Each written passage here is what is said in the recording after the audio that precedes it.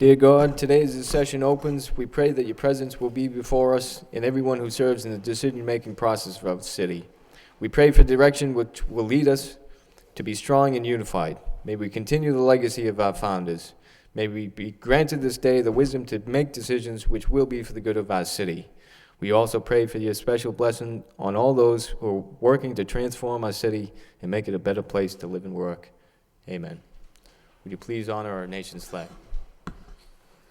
I pledge allegiance to the flag of the United States of America and to the republic for which it stands, one nation, under God, indivisible, with liberty and justice for all. Will the clerk please call the roll?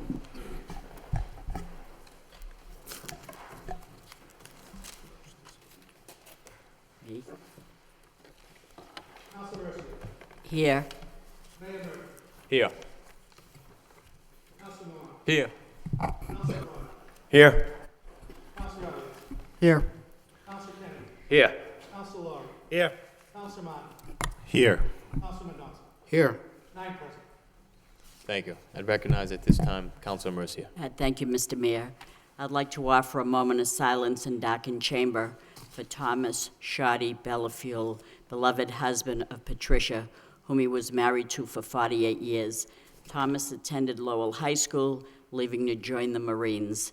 He was an honorable discharged Korean War veteran who later earned his GED and attended the University of Lowell under the GI Bill. Thomas was a civilian employee for the Lowell Police Department for 32 years, supervising in the paint and meter shop at the time of his retirement. Besides his wife, Patricia, he will be deeply missed by his 2 daughters, Kathleen and Heidi, and his 5 grandchildren. He was predeceased by his son, Thomas Timmy Bellafield, and daughter, Elizabeth Bellafield. He will be truly missed. Thank you. Thank you. Will you please rise in a moment of silence in darkened chambers?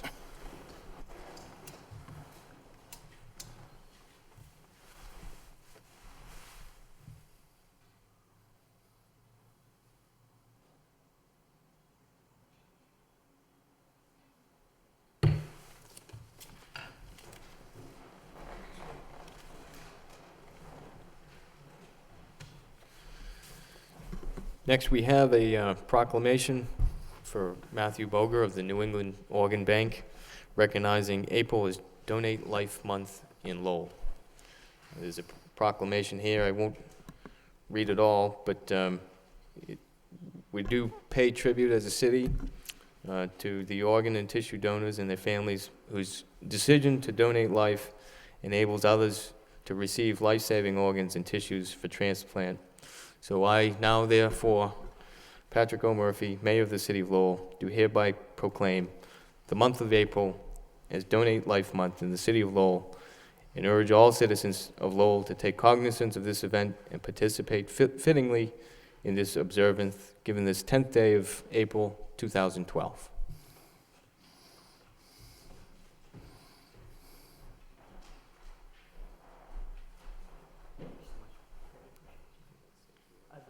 Thank you so much. Mayor and General Counsel, thank you so much for this opportunity to talk to you, and thank you so much for also identifying April as Donate Life Month.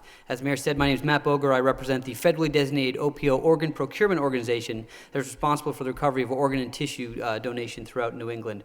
We, as you know, have the best hospitals in the universe, let alone the world, here in New England. We're greatly proud of that. We have individuals who are alive today because of organ and tissue donation. And the wonderful work, I was with the mayor yesterday at the RMV and greatly appreciate the wonderful work that Rachel Caprillion and all of her RMV staff do, presenting this question to the public each and every day, asking, would you like to register to become an organ donor? Truly saves lives.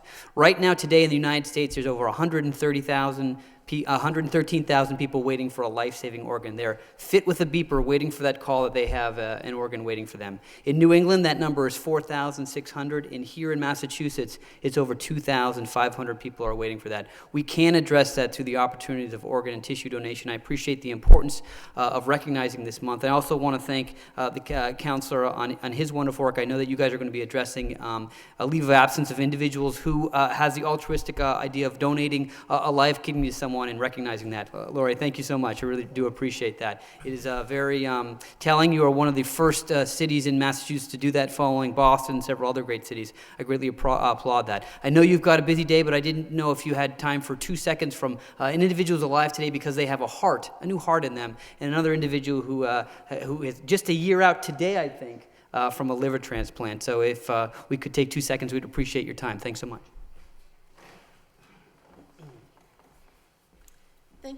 Thank you for letting me speak. I'm a heart transplant recipient. I'm going into my 12th year. What can I say about organ donation? It's given me a new life. I was able to see my daughter get married, and all kinds of wonderful things have happened since then. It's a great thing to do. Don't be afraid of it. Sign up when you renew your license, and you can make another person's life. Thank you.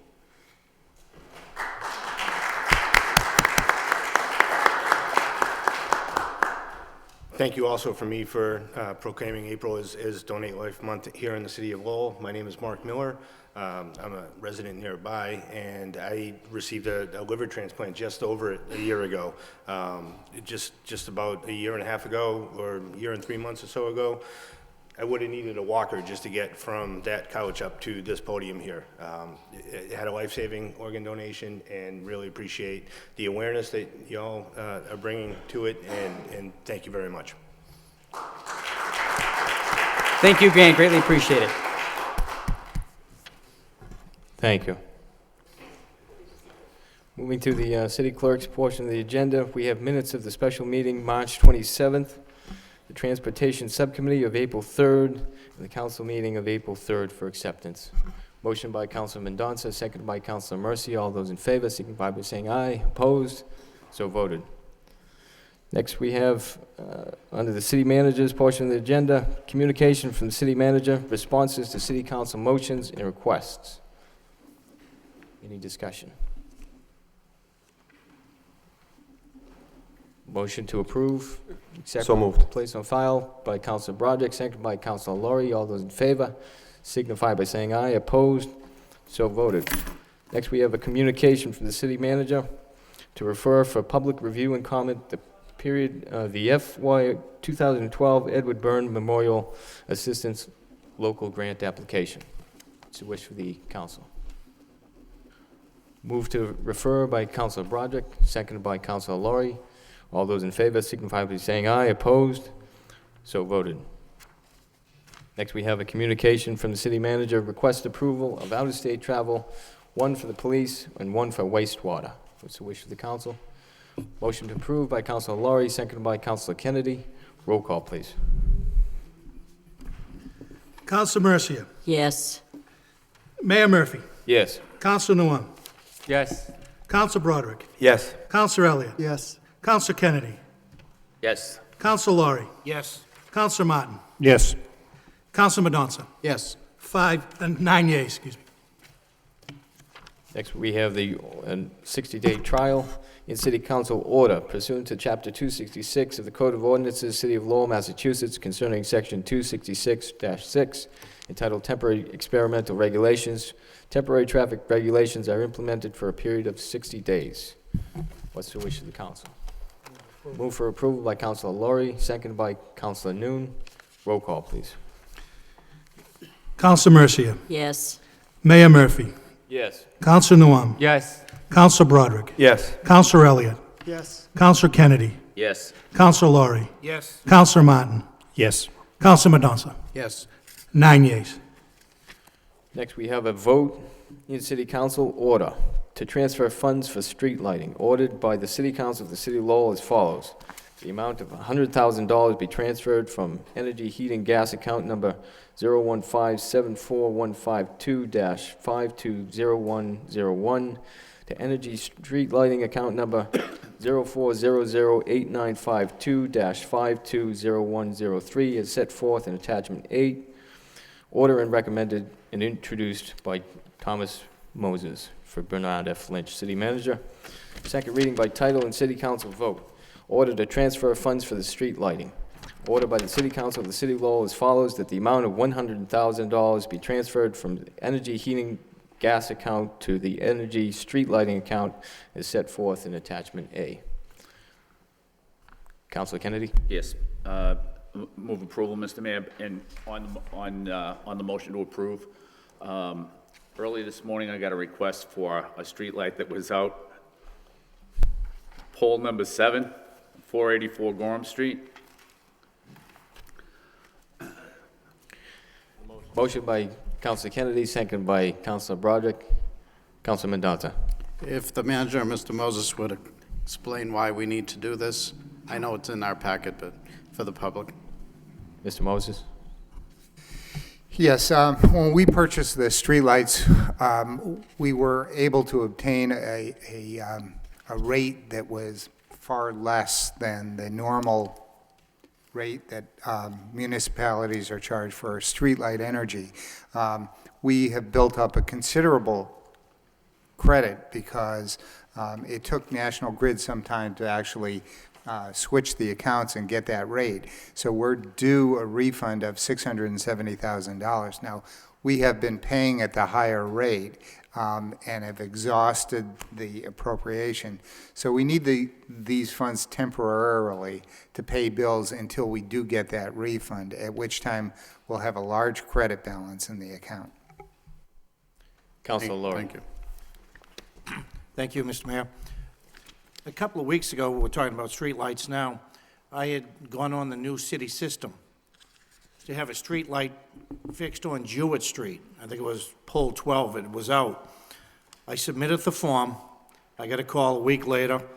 They had to wait another week because it wasn't in by Thursday. Okay. 2 or 3 weeks later, I get a call from Jewett Street, light's still out. So I actually called Henry, and I was gonna put another form in, but I guess there's a committee being formed, or what? We have an internal group that that handles these, and mostly to deal not so much with the repair of streetlights, but the any new streetlights that are going to be considered. In that case, it's a repair of a streetlight. I'm not sure what's happening with that. Most of the streetlights that we've reported in have been very quick to be handled, which is a great exception to the way it was done prior to the city taking those on. When they were in the National Grid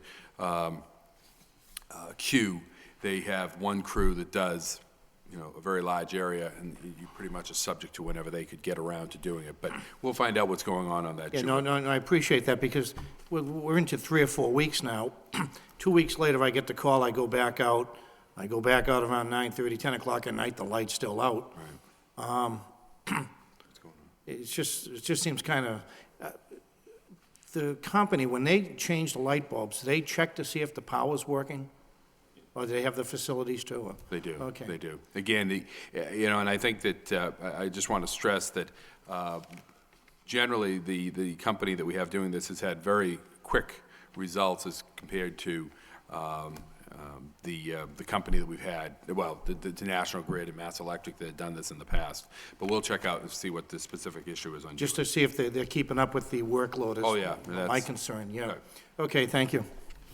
Thank you. Any further discussion on the motion? Counselor Elliott? Thank you, Mr. Mayor. How much do we spend annually for the actual cost of the streetlights, not repair, not operation and maintenance, the actual utility bills? For the electricity? Actually, we don't know that yet because we haven't been billed at this lower rate. So it's going to take at least several months to be able to annualize that. We're guessing 300,000, somewhere in there, maybe more. How much have we spent? How much have we had to pay National Grid up to this point? Well, we've stopped paying them because we owe them so much. This goes back well into last year. This goes beyond this year. Okay. We don't know how much we paid in the streetlight costs at all? I mean, what have we had to pay them? Or how much have we paid them and how much have we not paid them? We have new rates that we haven't yet been billed for, so we don't know what those rates exactly are. We can tell you how much, perhaps the auditor has that, how much we've paid to date for this year. And then again, we have the credit coming back to us on the 670. Madam Auditor? 326,000. So we've spent 326, and the budget says we're at 350.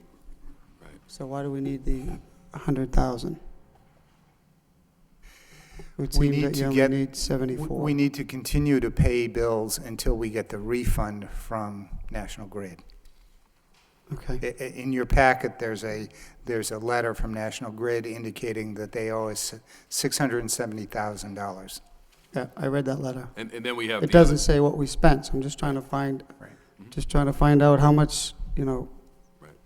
we're spending and what the credit is going to be for this year. right.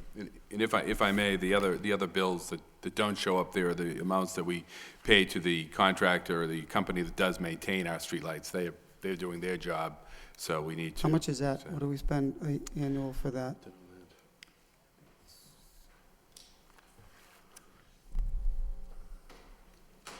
About 40,000 a year, we think.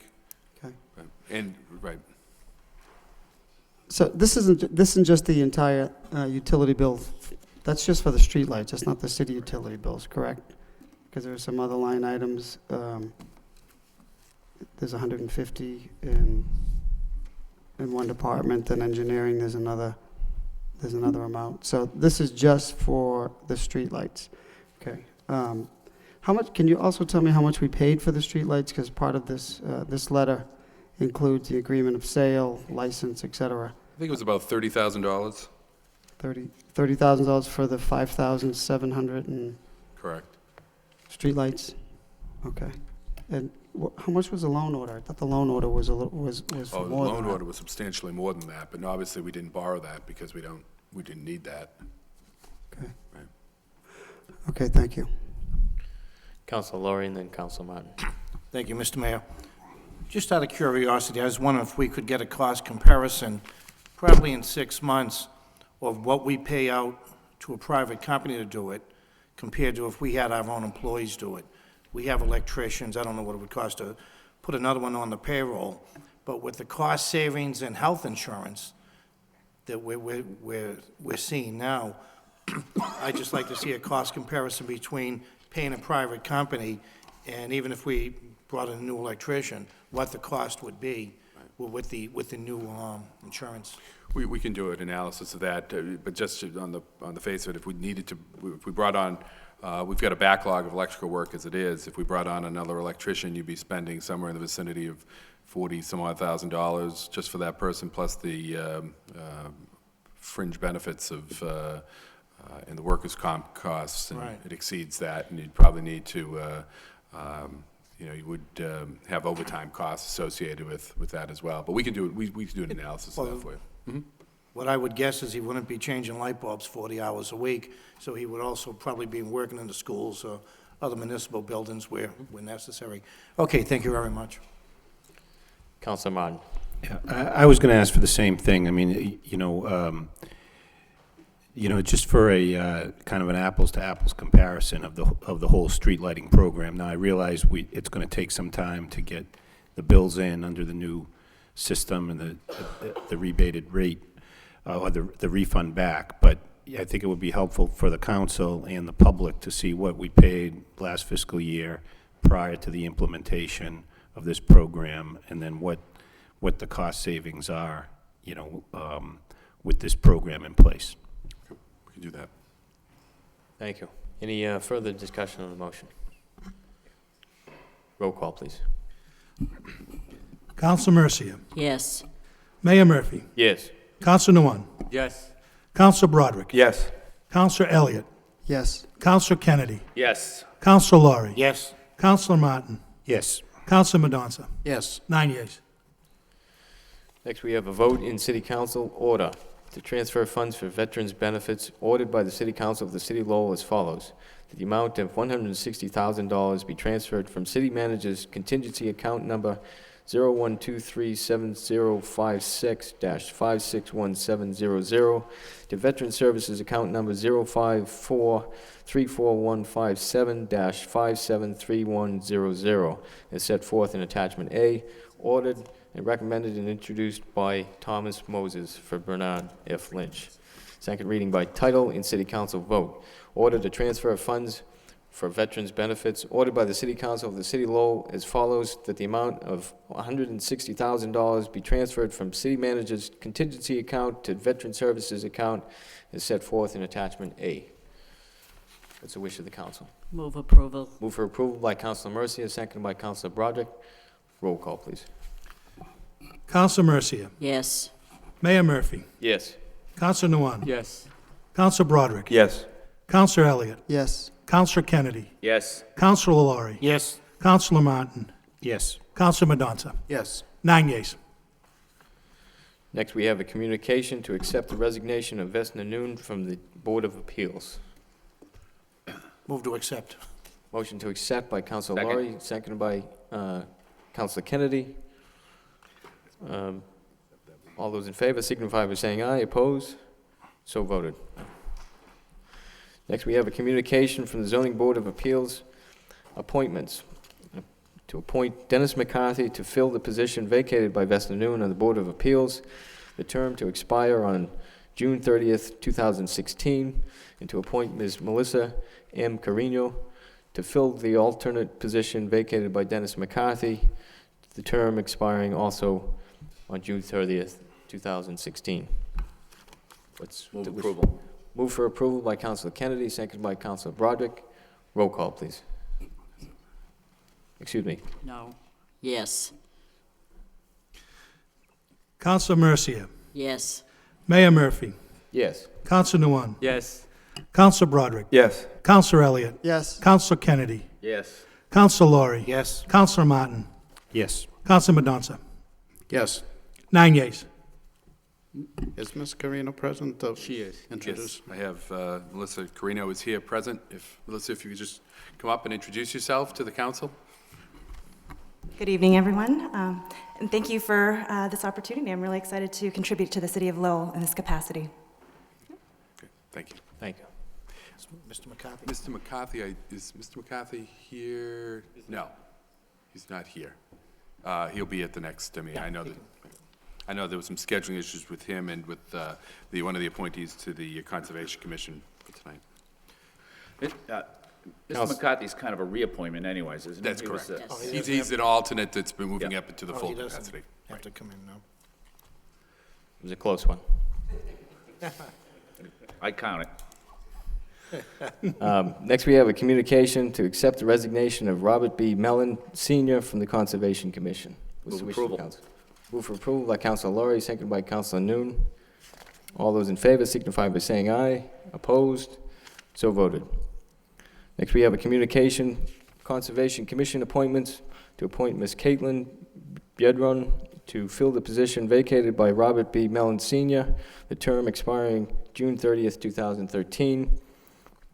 To reappoint Christopher Zachara to a 3-year term expiring June 30th, 2014, and to reappoint Louisa Varnum and Alicia Lynch to terms expiring June 30th, 2015. It's the wish of the council. Excuse me, Councilor Mercia. Thank you, Mr. Mayor. Upon looking at all these qualifications and the people submitted their resume, especially Caitlin Biedron, what a remarkable resume before us. I was so very impressed by it. And then to look at the rest of the people on that board, Christopher Zachara, Louisa Varnum, Alicia Lynch, and I watch those. I know it's bizarre, but I really enjoy watching it, and I sit home for hours. It's remarkable, the dedication that these people put in place, and I just want to publicly thank them and acknowledge their expertise. It's just amazing, and we're very lucky in the city to have such caliber of people, so I just wanted to say that. Thank you. Thank you, Councilor. Councilor Martin. Thank you, Mr. Mayor. I also want to thank these people for their service. I did not serve with Alyssa Lynch, but I served on the Conservation Commission before I was on the council, and Chris Zachara and Louisa Varnum were there then. And I've been here 12 years now, so their service goes back at least that far, and I think I don't want to embarrass Louisa Varnum, but I think she's going to be approaching the longest-serving board member among those that the city has ever had. And it is a complicated, complex set of regulations that they enforce, and I know they take it very seriously, and not only do a good job, but have been doing a good job for a good many years. So you could say this about a number of the boards, but I have personal knowledge of this one, and want to thank these people for their commitment and the good work they do for the city. So thank you. Thank you. Councilor Laurie and then Councilor Elliott. Thank you, Mr. Mayor. I concur with Councilor Martin and Councilor Mercia.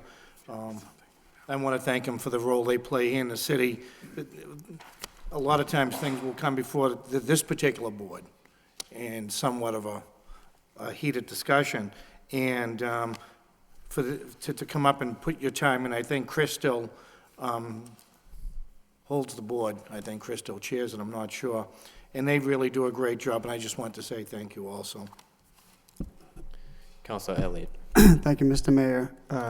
I also want to just chime in and thank Louisa Barnum for her service to the city, as well as the others. If you look at the resumes of the candidates who are appointing tonight, they're really very impressive, and I appreciate them providing a resume because it shows, at least for me, when I vote for them, that we're voting for people that are very qualified, and they don't have any problem with their resume being released. And we just got a new appointment today, or a new individual, and as Councilor Mercia said, her credentials are stellar, and it goes to show that this is people that step up. They want to serve. And by the way, what also should be noted is that this is one of the few boards that I think put in just as many hours, if not more, to serving on the commission for no fee, no stipend,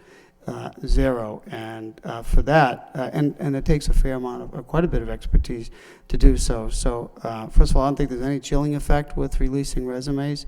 And secondly, here's a case where people are serving and they're doing it for the good of their community. So thank you, Mr. Mayor. Councilor Broderick. Thank you. I wanted to thank them as well, and Councilor Elliott took the only thing I was going to add is that these folks do this completely volunteer, which is greatly appreciated. Thank you. Thank you. Councilor Kennedy. Kate, she's not here. She's away this week, and she'll be in on the 24th. Okay, that's fine. Thank you. We do have other members of the Conservation Commission here, if they'd like to. All right, nice.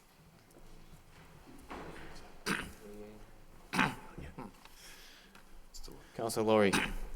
Thank you, Mr. Mayor. At one of the first meetings, I made the motion when someone is appointed to a board that they would come before the council. When we wrote it, I never said, and I made it quite clear, that if you're being reappointed, you don't have to come before the council. Now, week in, week out, reappointments are coming in. Why? I mean, I thank them for coming in, and I thank them for their service, but reappointments are not required, we don't ask to come in. We'll stop asking them to come in then. Thank you very much. I'd hate to. Thank you, nevertheless, for being here, though. No, I thought I made that quite clear with the motion. Okay. Reappointments, no. Thank you. Thank you, Councilor. All those in favor signify by saying aye. Aye. Opposed? So voted. Next, we have a communication to reappoint, and she's also here, to reappoint Don't want to see me again, Lynn Brown Zunis to the Veterans Square Committee as a city manager's designee. What's the wish of the council? Move for approval by Councilor Broderick, seconded by Councilor Laurie. All those in favor signify by saying aye. Opposed? So voted. Finally, we have a communication from myself, the appointment of Robert Page to the Veterans Square Committee as a mayor's designee. Move for approval by Councilor Laurie, seconded by Councilor Broderick. All those in favor signify by saying aye. Opposed? So voted. Next, we have subcommittee reports. Does anyone have any subcommittee reports? Councilor Kennedy. Just briefly, on the Rules Committee, I think you may have got the rules in your packet this week, but that would be formally given to the council next week, and then there'd be 1 week before we vote on the new rules. Thank you. Councilor Lowry. I had a question. When I looked at the packet that came in on the new rules, I think in the original ruling, it says we have till 2 o'clock to have motions in by Friday. And I think the city clerk has asked that we move that up till noon. It's actually been changed since, Okay, the copy we had says 2 o'clock. I think it says that because that's what the rules say online, I think it's 2 o'clock, but it's supposed to be 12 o'clock. correct. Yeah. Yep. Okay. Any further discussion on the rules? Yep, Stephanie. Councilor Mercia. Thank you, Mr. Mayor. Before we get into the petitions or motions, I'd like to take a point of personal privilege, if I may. And I just wanted to say that tonight on this council floor, we may bicker back and forth, we may disagree, we may be at odds, but the fact still remains that we live in a remarkable city, and this council can unanimously agree on that. Over the weekend, this city was plagued by a devastating fire at the Walkway condominium complex that left over 100 people homeless. And I could not let this evening pass by without acknowledging the heroic efforts of the fire department, the police department, who saved lives and became heroes. If we all read the paper and knew what was happening, it was devastating. The American Red Cross was there, the staff at the Lowell Senior Center, the YWCA offering showers. The community came together like it always has. Companies like Lindsay's with their prime rib Easter dinner, to the Wish Project and their bag of toys for the children, as well as the Salvation Army. I want to publicly thank all the great people in the city of Lowell who give so generously when times are tough and tragedies happen. The people in this city make me very proud, because when the going gets tough, the tough gets going, and they did that. And I'm proud to be a Lowellian when I see the efforts that took place. Thank you. Thank you, Councilor. Any further discussion? Moving on to the general petitions, we have miscellaneous petition by John E. Martin, 200 Cross Street, Lowell, Massachusetts, to request a handicap parking sign. Councilor Mercia. I'd like to amend it to make it a 60-day trial so they could get it Sure. there quicker. Thank you. Motion to approve as amended by Councilor Broderick, seconded by Councilor Lowry, to refer to the traffic engineer. All those in favor signify by saying aye. Opposed? So voted. Next, we have a utility petition by Externet Systems Incorporated, request to install fiber optic cable and nodes, antenna on poles, Bowers Street to Salem Street, and from Salem Street to Cabot Street. Looking to entertain a motion to refer to the Technology and Utilities Subcommittee. Motion by Councilor Broderick, seconded by Councilor Mendonça. Any discussion? Councilor Elliott. I did read the memo, but could you just explain exactly what this is? I know this has come to us before. I guess my question is, when we have to, as it relates to the double poles, when double poles have to be removed or a pole has to be removed, this is just another company we'd have to contact in order to get their equipment off the pole, right? These don't go on the poles, well, I suppose they go on the pole because they go on the lights, but we actually have a representative from Externet here that can perhaps address some of this. Yeah, we actually have about 44 locations in the city already. There's a couple of agreements in place for the city to go on city facilities, as well as being in the right-of-way. So there's a right-of-way agreement with the city. This is one location that we're adding that'll have a pole top antenna and the equipment within the communication space in the pole. Usually it doesn't get referred to a different communications committee. Usually it stays at city council, but I'm more than happy to come back. Can you explain what exactly these are? I'm sure it's something wireless that I don't completely understand, but... Yeah, it's for Metro PCS. It's communications antenna, so it's for cell service. It's for pretty much anything that Metro PCF offers.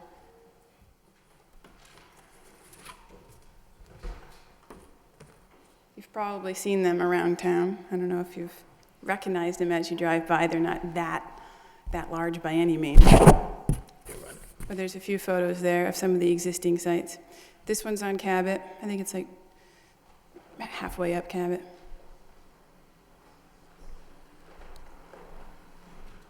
It's run on fiber optics cable, so you'll see the petition is going down a couple of streets. That's new fiber that's going into the city. We have a dark fiber agreement with the city as well, so you get paid per location and per mile of fiber. So this will add to the existing lease for that. So, and this is not related to a motion I have later, but is this the only fiber optic cable in the city that I mean, you're doing it at your expense, and then the city does get, we do get revenue from that, correct? That is correct. How many of these do you feel you're going to put in the city? And this is just for wireless. It's not for internet. It's not for No, it's for your cell phone. So anything that your cell phone can do. Just for cell phone. Yeah. Okay. Okay. Thank you. That was helpful, Mayor. Any further discussion on the motion? All those in favor signify by saying aye. Opposed? So voted. Could we just, do we have contact information for you for this subsequent meeting that we're going to have? Yeah, it should be on the petition. My business cards are probably all over the... Do you have a business card by any Yeah, chance? I have a few of them. Can you go grab a card? Thank you. Moving on to the motions portion of the agenda.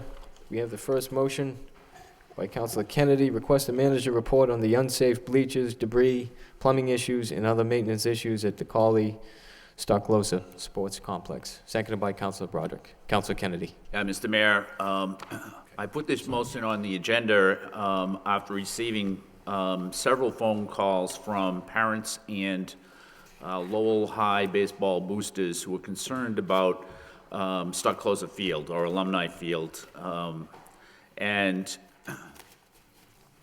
One of the calls that I received was from School Committeeman Robert Gignac, who's also been, who's very concerned about this issue and who has been working on it from the school committee side. I'd just like to preface my remarks by saying that I realize that we've just come through some tough fiscal times, and I think the city manager has done a good job bringing the city through those times. And I'm also aware, because I sit on a joint subcommittee with School Committeeman Robert Gignac, that there's a long list of issues of deferred maintenance and things that need to be updated and repaired at school facilities throughout the city. And many of those would hold, I would think, a higher priority than a baseball field. However, this baseball field probably receives more visitors than any other field in the city.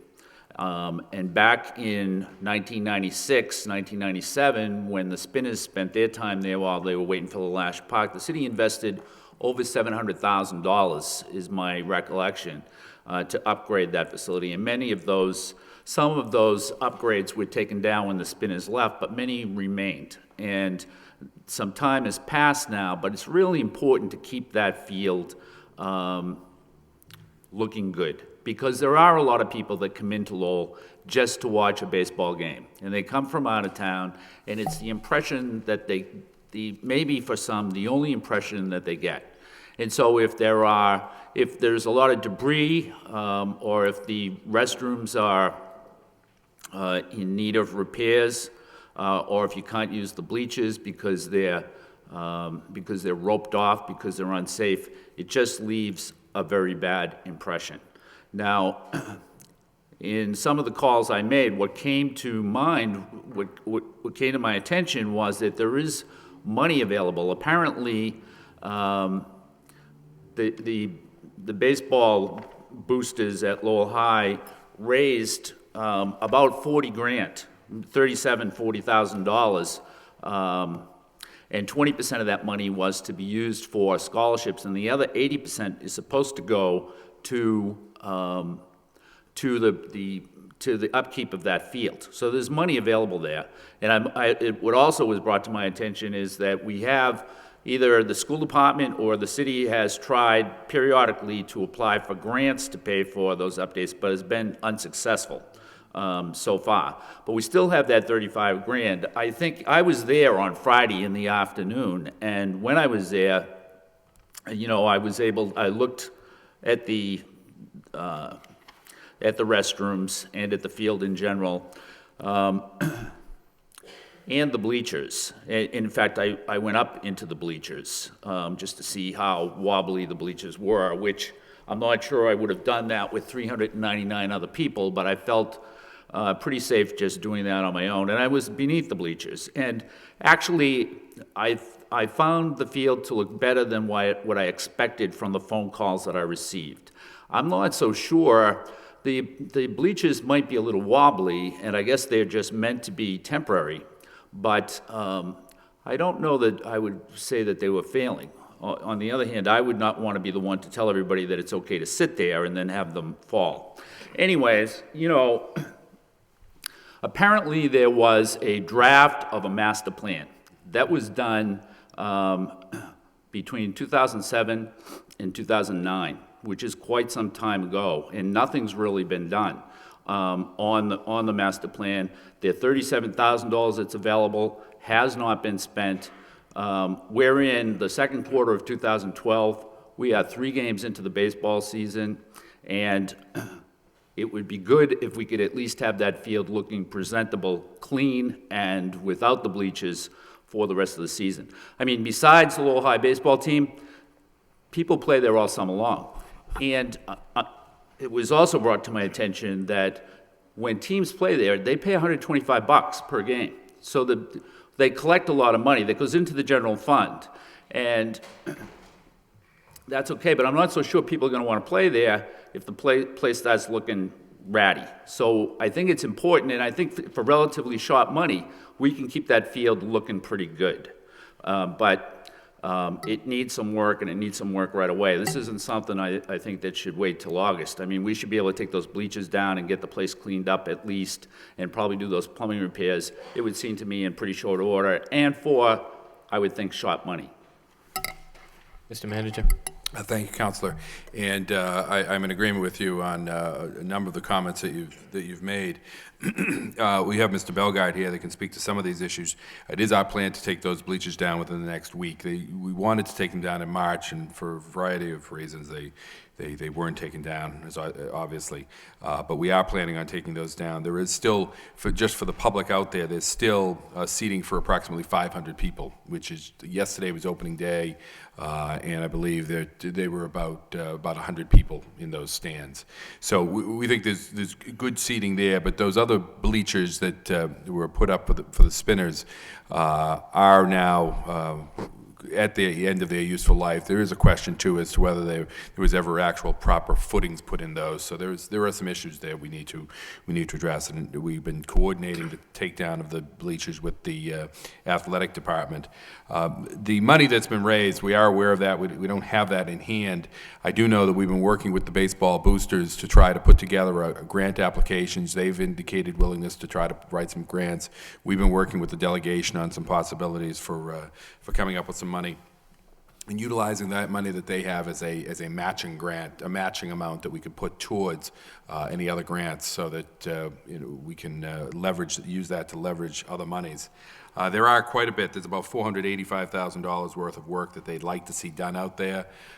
We're not in a position necessarily where we can do that, but certainly the issues of debris, we try to stay on top of that. We've done quite a bit of work in cutting back some overgrowth that was there for a number of years that we took care of last year. We've replaced a number of the netting. We've replaced, I believe, 90. Let me see where I have here. I think it's a 9,600 bulb, 96 lights on the light towers, 6 ballasts, replaced the net, changed the scoreboard lights, done electrical work in the locker rooms. The plumbing in the locker rooms is pretty much there. The only area that's not is not the baseball side, it's the lacrosse side. The portable trailers that were put out there for the spinners are, again, they far exceed anything any other high school has in terms of locker facilities next to their baseball field, but they're at the end of their useful life as well, and that's something we're trying to handle.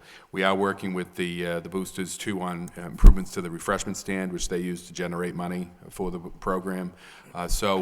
We have been doing all of those and making a commitment out there, but as you indicated, the resources are somewhat tight, and but I agree completely that it's really a source of pride for the city, and it should remain so, and we're trying to do that. Perhaps Mr. Belgard wants to add something to what I've just said, but. Good evening, Mr. Mayor, Mr. Manager, councilors. Again, I agree with just about everything was said here. When those bleachers became deemed unsafe, well, let me go in this direction. Back in January, I was meeting with different contractors to put together a need assessment of what that capital plan could be if, in fact, we had the funding to support it. We met with several groups along with DPD, and actually the head coach is in one of the meetings. And we discussed if the fact there were grants available, what are you looking to have? And obviously, I then went out and broke it down and met with the contractors to find out the bottom line number. When I did that, interestingly enough, I was meeting with, I'm a big believer in the artificial surface. And I was meeting with that contractor, and he pointed over to the bleachers, and he said to me, boy, those bleachers have seen their better days. And I see them every day, and I look at them every day, and they're a little rusted and whatever, and I've done the same thing you did, Councilor Kennedy. I've actually been up and down them, and they feel kind of strong, and they don't move. And the next guy that came in was the guy for the clubhouse. And when he came in, he said, boy, if I was you, I'd take a closer look at those bleachers. Now into February. And when I was looking at them, again, I was looking at them. I wasn't really looking at what was supporting them. And after he left, I kind of walked through it, and I noticed that the footings, as the manager said, are questionable at least. They're actually not there. We have blocks of wood holding these things up. And I'm not a structural engineer, and I don't claim to be, but it was important that, you know, we at least take it a little further. And as the conversations went on and we knew opening day was coming up, it was determined that we really need to have somebody in the know go out there and do the proper inspection. And he did the inspection, and unfortunately the inspection came back that we could not, we had to deal with blocking them off, taking them down. And the minute that we found out, the park side found out that that was the case, we did what had to be done, and that is to block off those bleachers. As the manager also indicated, I was out there last night, and you know, the good news is we have the set of bleachers that we do have that we're going to keep are all aluminum, solid steel. They've been there like the spinners bleachers, well, in that timeline, but they look almost as good as the day they were put in there. And I'm sure we spent all the money back in that time putting them in there. I know that we also, the city as a whole, look at, you know, the state MIA games and hosting, whether it be the football or lacrosse or baseball out there. And I also agree that I think, I've been all over the state, and I haven't seen any high school facility that can match ours. Lawrence got $1 million, $1.5 million a couple of years ago, and did some great renovation work, but pound for pound, even with that work in place, I'm very proud of Alumni Field. I'm actually proud of all our fields. We put our best foot forward, we do the best we can, and I think that in terms of what Lowell High School is all about, we fully understand it's our varsity children that go to all those sports. We take it very serious. I work hand in hand with the athletic director. We pick up the phone when they call. We pick up the phone when the head coach calls, or at least I used to. And at the end of the day, we do a lot of work that we can do that I think that is important to continue to do.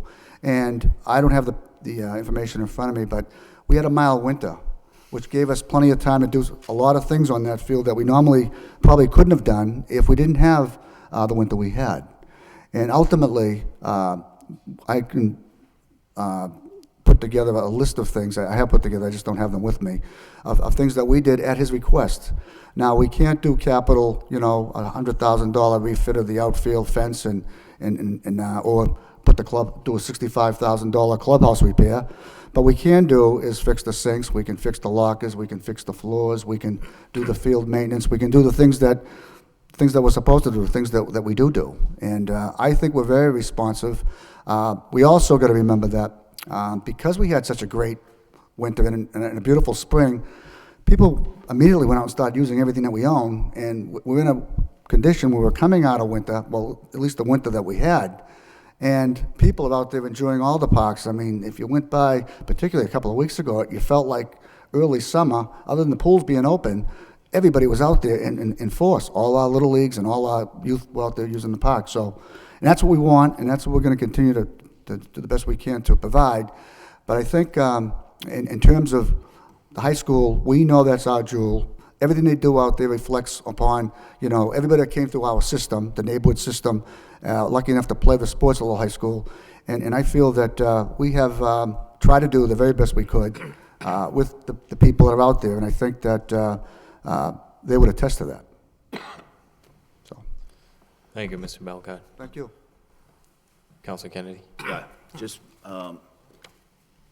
to kind of wrap up, I have, I guess, what is the draft of the master plan.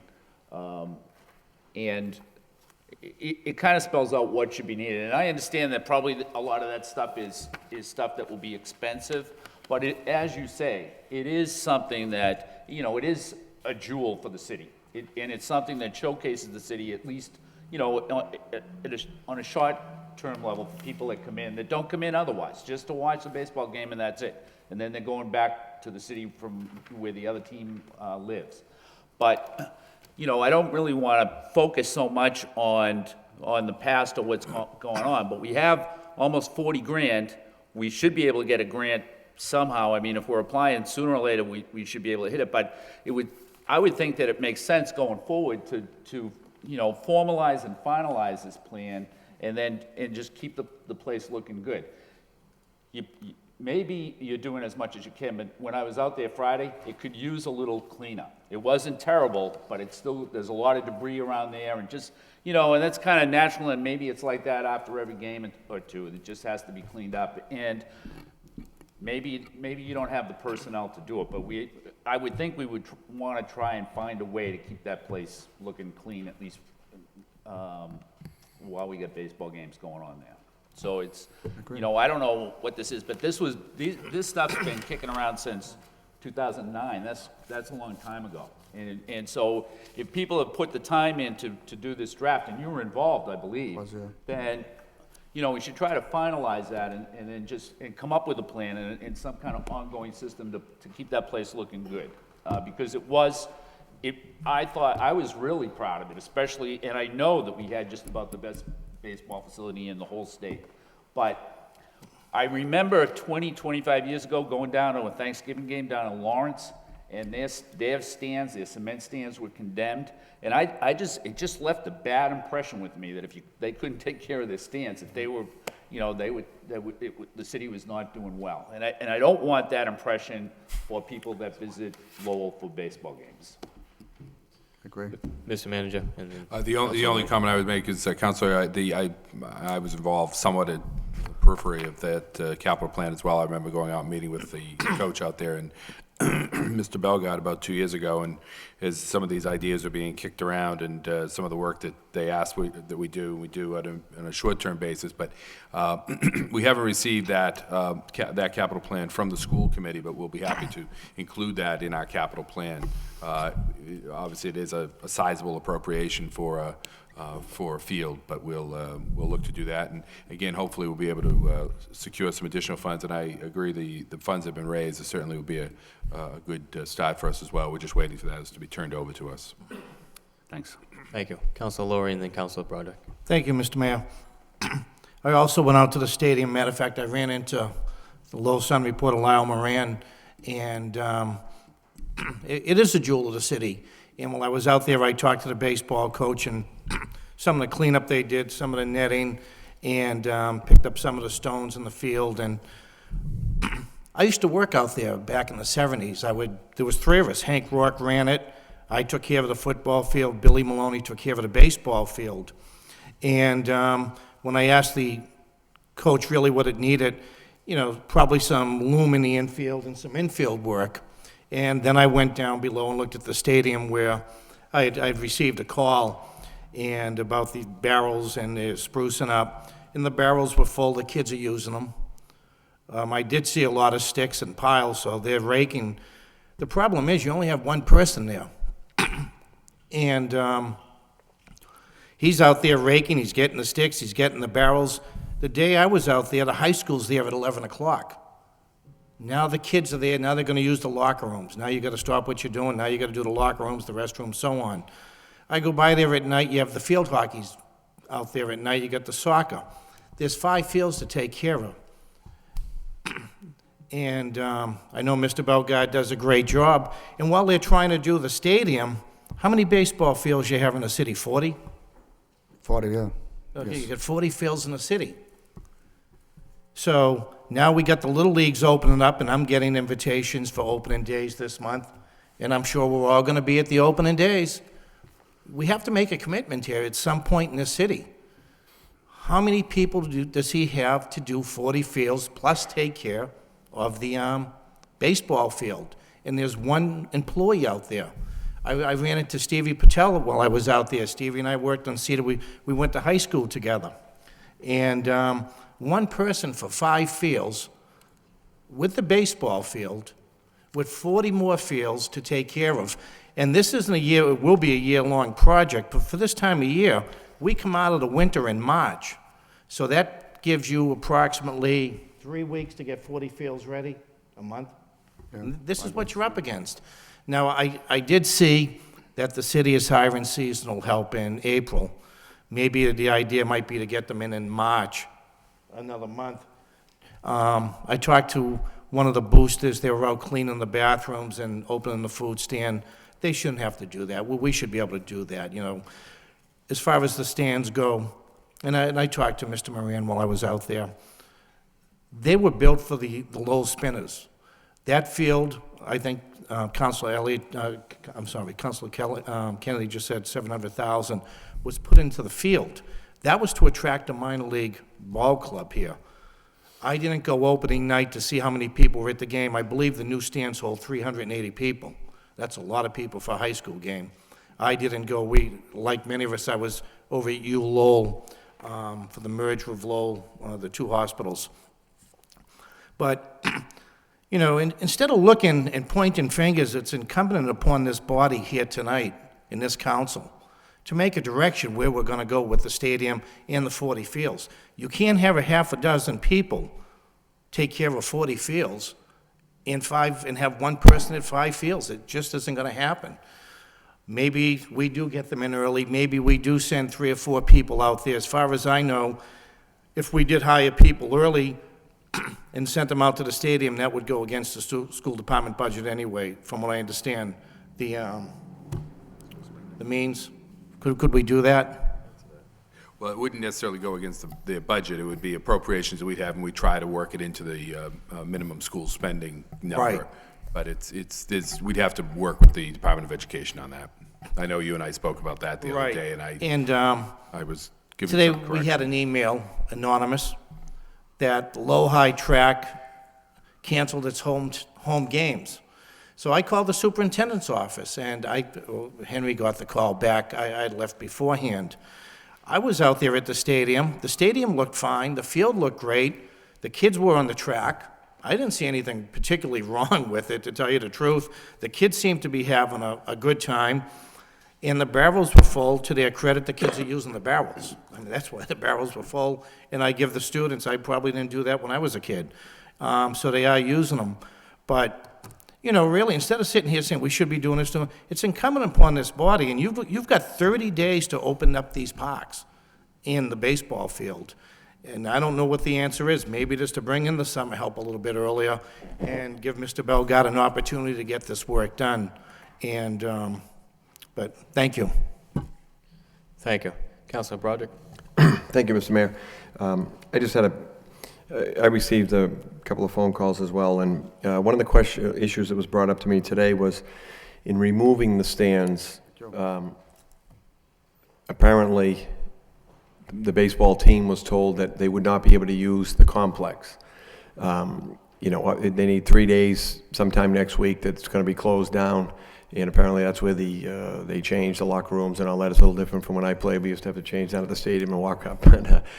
So I don't know if that was true or if that's maybe not necessarily true, if it can be worked out so that these kids can still use the facilities that aren't affected where the stands are. I don't imagine they're bringing in a big crane for this, so Mr. Manager? That scheduling was coordinated. We were ready to send the demolition group in there this week, but at the request of the athletic director, we've put that off to next week specifically because they have some away games, and it's a school vacation week, so that can be accommodated, and we can accommodate their needs as well without any home games there. Okay, so they'll still be able to get in and do their usual routine, because that's important to the ball players. Just real quick, this master plan, I have never seen this. Is this prepared by the school department, or was this not finalized and not brought forward? It hasn't been brought forward by you, obviously, and that's where we would get it. But I'm just curious. It was mostly the boosters and the baseball coach in conjunction with Mr. Belgard and DPD. It was largely to make an ask from the state to see if there was money that could be sent on to us for that purpose. So it's a bit of a wish list for grant money? It includes artificial. It includes removing the bleachers. With that, obviously, that's something we would do in house. But $250,000 for a artificial surface, $5,000 for a new batting cage, $60,000 for additional bleachers on top of the 480 seats that we have now. Relocating, installing a new concession stand at $100,000, renovating the bathrooms, $5,000, and then another probably $50,000 worth of other work in the area to go along with this. Replacing the plywood panels in the outfield, a new press box, new netting, new backstop, landscape improvements, parking lot improvements, electrical work. It's quite a bit. Yeah, rebuild most of it. So I understand. Lastly, I did have a couple of folks reach out to me saying that they'd be willing to offer their services. Some would be, I suppose, a cost, some is just time, but I just want to be clear that I'm passing that along to the administration, but also that if this is grant money, I think it has to be spent a certain way in bidding and all that. So as much as we do appreciate the offer, we may not be able to take advantage of that. Thank you. Thank you. Councilor Mercia. Thank you, Mr. Mayor. At one time, we were very lucky in the city when it come to Colley Stadium. We had all to access the self-help grants, and we got approval, and that added a lot to the fields and things, so that was a good thing. But preventative maintenance is very important, and I know that everything costs money. Having said that, I'm only relaying a message that someone called me before I was stepping out the door and said, maybe this would be a good idea. Maybe it doesn't make sense, but maybe it does. So I said, well, I'd bring his message up. And he said that he had gone to numerous games and he's never noticed a full crowd in the visitors section. So he thought maybe in an effort to save money, we could take 2 sections of bleachers from the visitors' side and put it over to where we need it on our own side. I don't know, I'm just throwing that out there in an effort to save money and bring his message forward. Having said that, I'm very shocked to think that, and it's no wonder that the bleachers are wobbly when you don't have footings underneath. I'm not a mason or a contractor, but I can't believe that a solid structure was not put underneath many years ago when that first took place. I don't understand how that can be possible. I don't know how it lasted all this time, but having said that, I think the next time we replace it, and we should have a solid structure underneath anyway, so that's the first thing I wanted to say. But through you, Mr. Mayor, to the city manager, who's demolishing this bleachers? Do we have, how do we get to that point? We have a company that's coming in to do that. How did we get this company? Did it have to go out to bid? Yeah, we had to get quotes. It was at a price that all we needed to do was get quotes. We got 3 quotes. It's about $5,200, I think, is the cost to take that away. And so how are we going to replace what we take down? Well, we probably won't be replacing it, certainly not immediately. Again, there's almost 500 seats already there, which is, as Councilor Laurie pointed out, is much more than almost any other high school baseball field. Those wouldn't be replaced for a period of time. In the master plan, there was talk about replacing them with some seating, But again, that would, in the terms of the priorities, I think that would probably be dropped down a little bit because we have those 500 seats there now. So we couldn't get it from the visitors' side and transfer them over to, They're all, frankly, that would actually probably drive up our costs, and you'd have the same problem. If we're going in and we're just going to take down what's there. If you took some of them, you had to take the whole thing apart and reassemble it, and you'd still have the same problems. That it's really not. What was put up were really scaffolds, and not bleachers. It was, it worked for a period of time, but it's not real bleachers in the sense of the 500 seats or 480 seats that we have there behind home plate.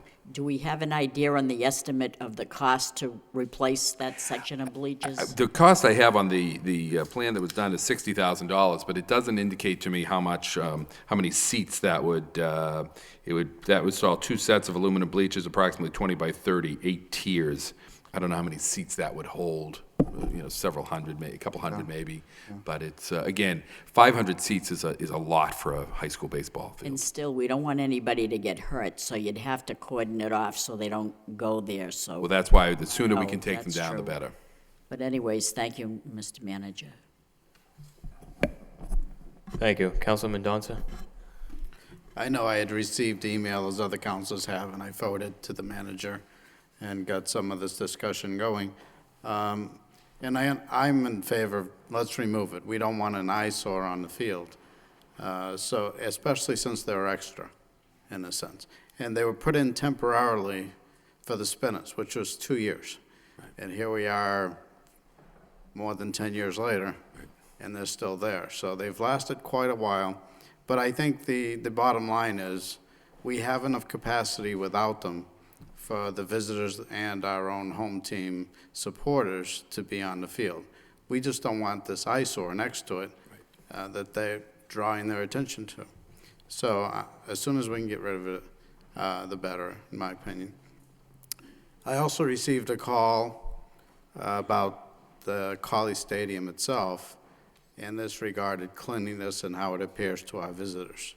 And this was a parent of a lacrosse player, and one of the things he suggested was that it might be possible, Mr. Bellegarde or whoever's at the field, to work with the committee from the Friends of Lowell High related to the sports teams that use the stadium to maybe get volunteers to do a cleanup as needed. Now, it's been stated it wasn't that bad. Some of them are picking up, putting it in the barrels, so, but if the barrels are full, we still need to empty them. But we need to make it presentable for all our teams that use it and their visitors. So whatever we can do to get that done, I'd appreciate it. Thank you. Thank you. Councilor Broderick? Thank you. I would be remiss if I didn't thank Mr. Pete Williams. Shed Park had their opening this weekend, and he did a fine job, mulch, lines, and speaking to many of the volunteers and parents, people appreciated it, and Mr. Bellegarde, I wanted to pass that along. And I know he's got a lot to do out there, and he took he put the extra effort in, and there was mulch down, and people were very impressed. They were going there Saturday morning early to line the field, so I want to thank you for that, and it is greatly appreciated. Thank you. Thank you. Any further discussion on the motion? Councilor Adams? Thank you, Mr. Mayor. This is a good motion, and I support the motion.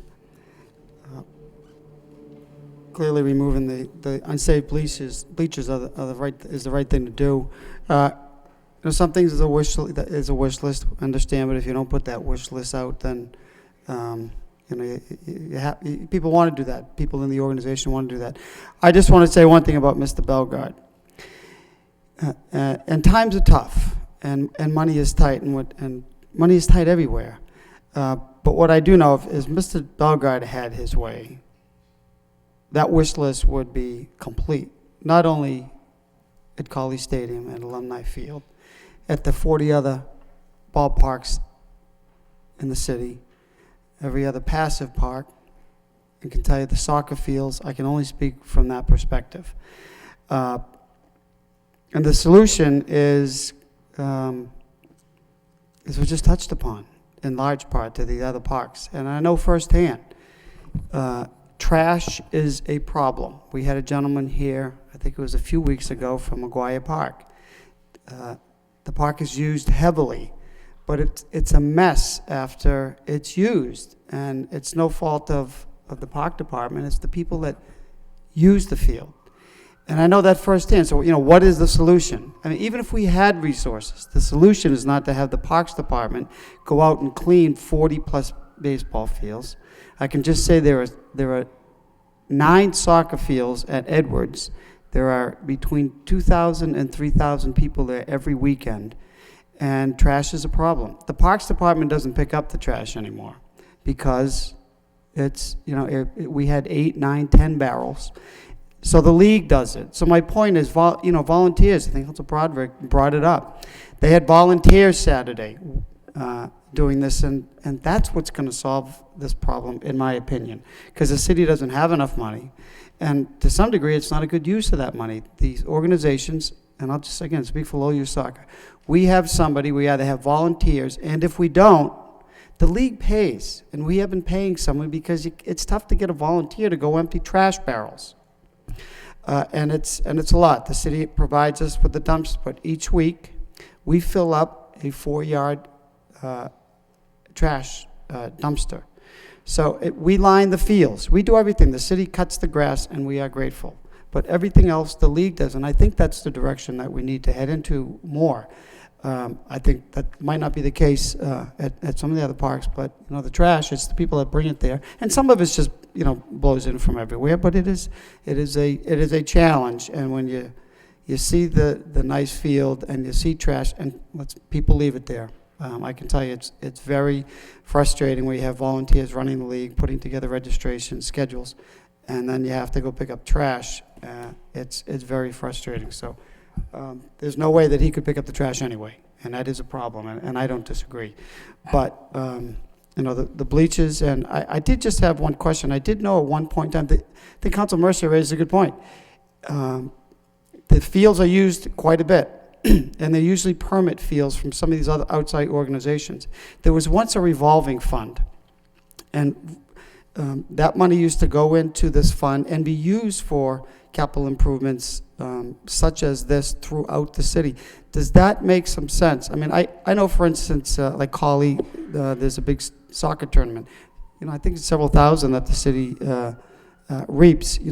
Should we be looking at something like that again? Alumni Field, I think Councilor Kenny said it's used year-round.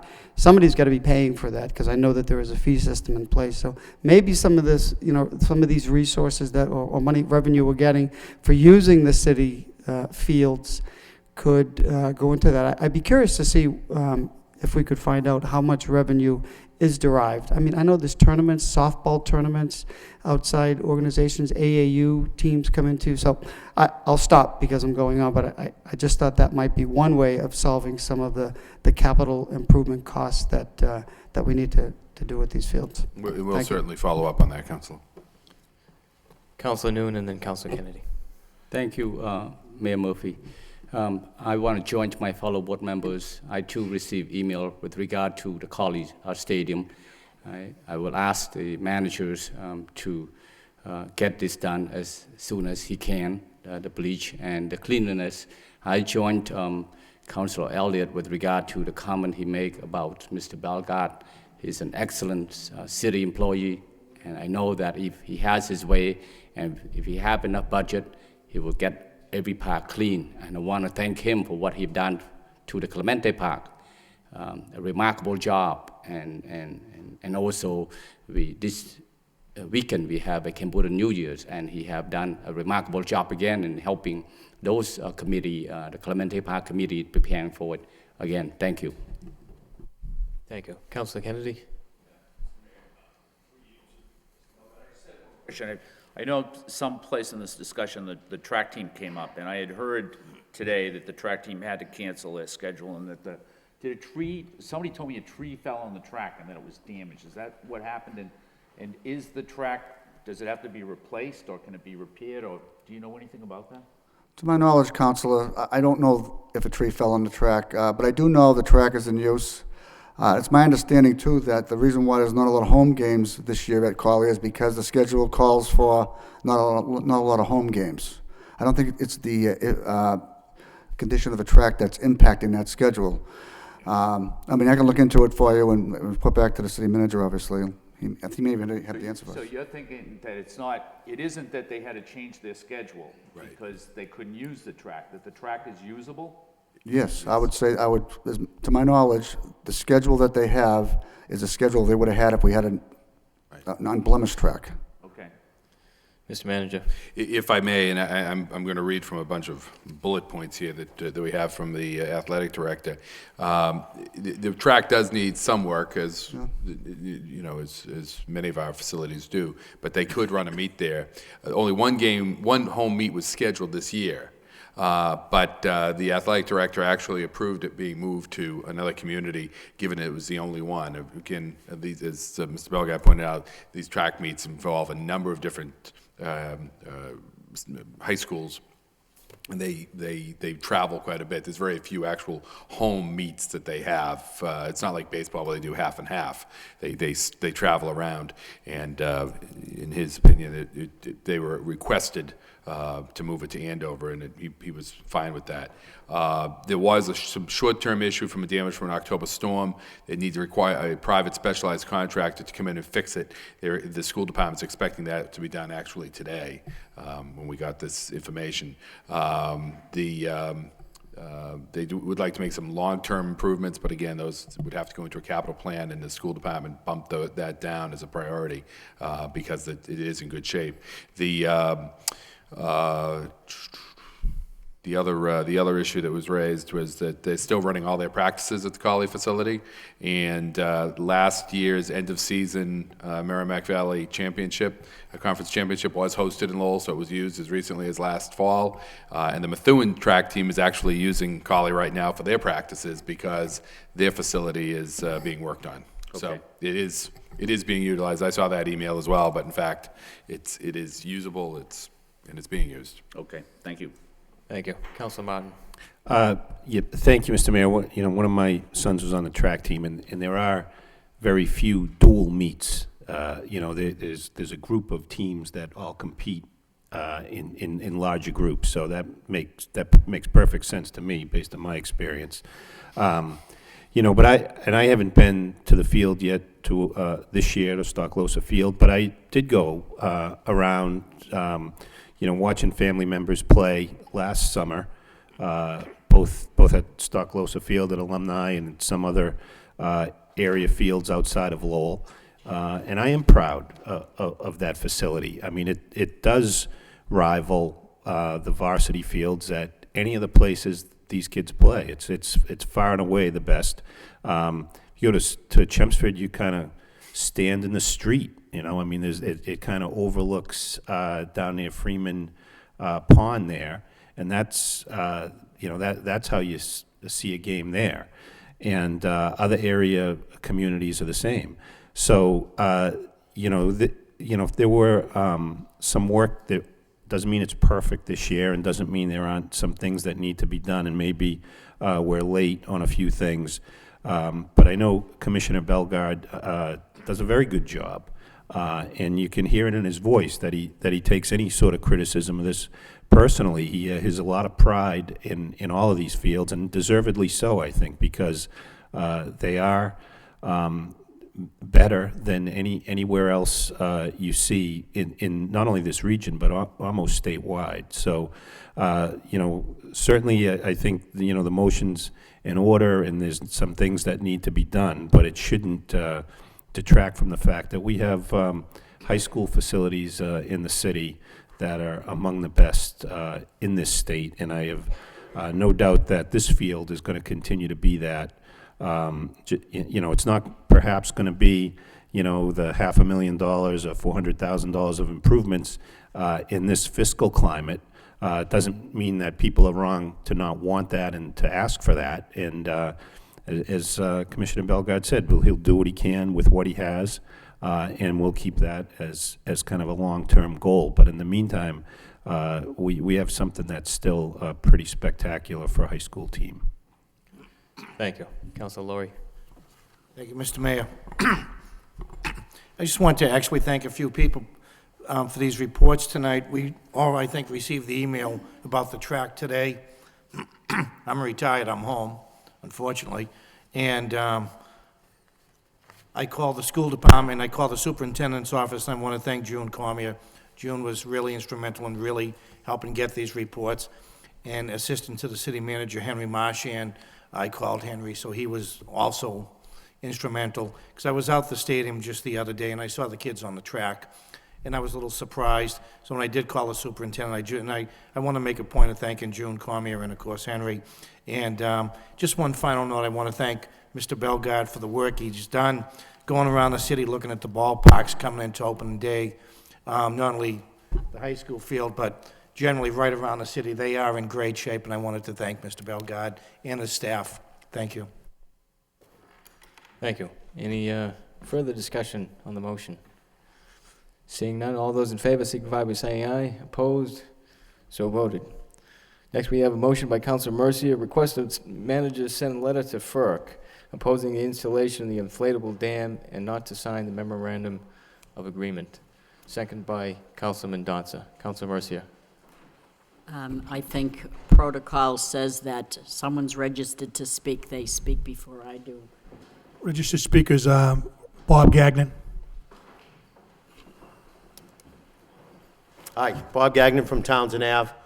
I'd like to thank Councilor Mercier for bringing the motion forward, for Mr. Mayor, the City Council, and the administration for hearing what we have to say. We're opposed to the inflatable because even if Enel follows the rules in their FERC license, there's going to be more water in the river compared to the flashboards.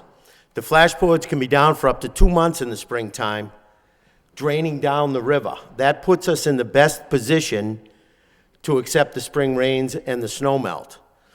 With the inflatable, the river would be full most of the time. I know how to empty a room, huh? The inflatable would be full and keep the river full most of the time, putting us in the least enviable position to accept those spring rains. That's if Enel follows the rules. Additionally, if Enel chooses to ignore the rules of their FERC license, which they have done in the past, Enel could keep the water even higher with an adjustable mechanical dam. We asked the City Council to refuse to sign off on the memorandum of agreement that FERC recently sent to the city to allow the installation of the inflatable, and we asked the new City Council to send another letter to FERC opposing the inflatable dam.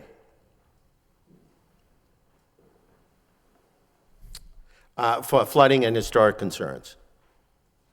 Okay. That's it. Okay. Thank you. Thank you, Bob. Thank you, Mr. Mayor. It seems apparent that a decision will soon be handed down one way or another regarding Enel to install or not install this inflatable dam. Enel will lead us to believe that this replacement procedure would better regulate the river. What they really are trying to say, but can't express with a straight face, is that they will use this inflatable dam to keep more water in the river to generate more electricity at a greater profit for them, but they won't tell you that. This motion simply asks that we send a letter of objecting to the move of installing the Crestgate inflatable dam, and B, to ask that the city not sign the memorandum of agreement.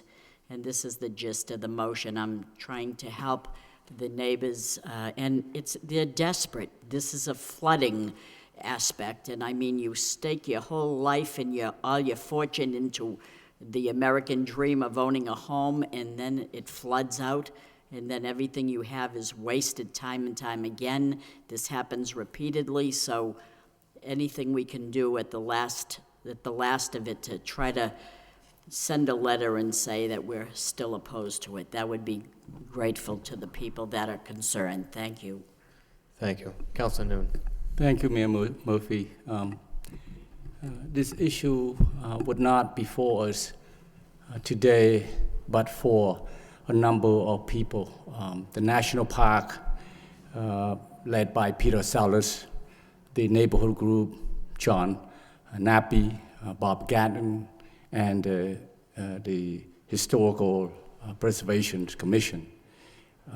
It would have got done years ago, just like it did in Lawrence, but for this group who have time and again fought the FERC. And the now proposal, I strongly believe that is wrong, and it will have an adverse effect on the city and the national park. Surely, it's not going to affect the Pawtuckaville flooding. So I too will join Councilor Mercier in, urging the council to send a letter in opposition to the installations of the inflation, and also urge the council to urge the city not to sign the memorandum of agreement. I know that the city have done that. In 2010, the council have signed or did a resolution in opposition to it. I want to urge the council to do it again so that we have an up-to-date oppositions to the Anal project. Thank you. Councilor Laurie. Thank you, Mr. Mayor. There is one person who's here tonight that would also like to speak on it, if it's okay. Attorney Thomas Wharton.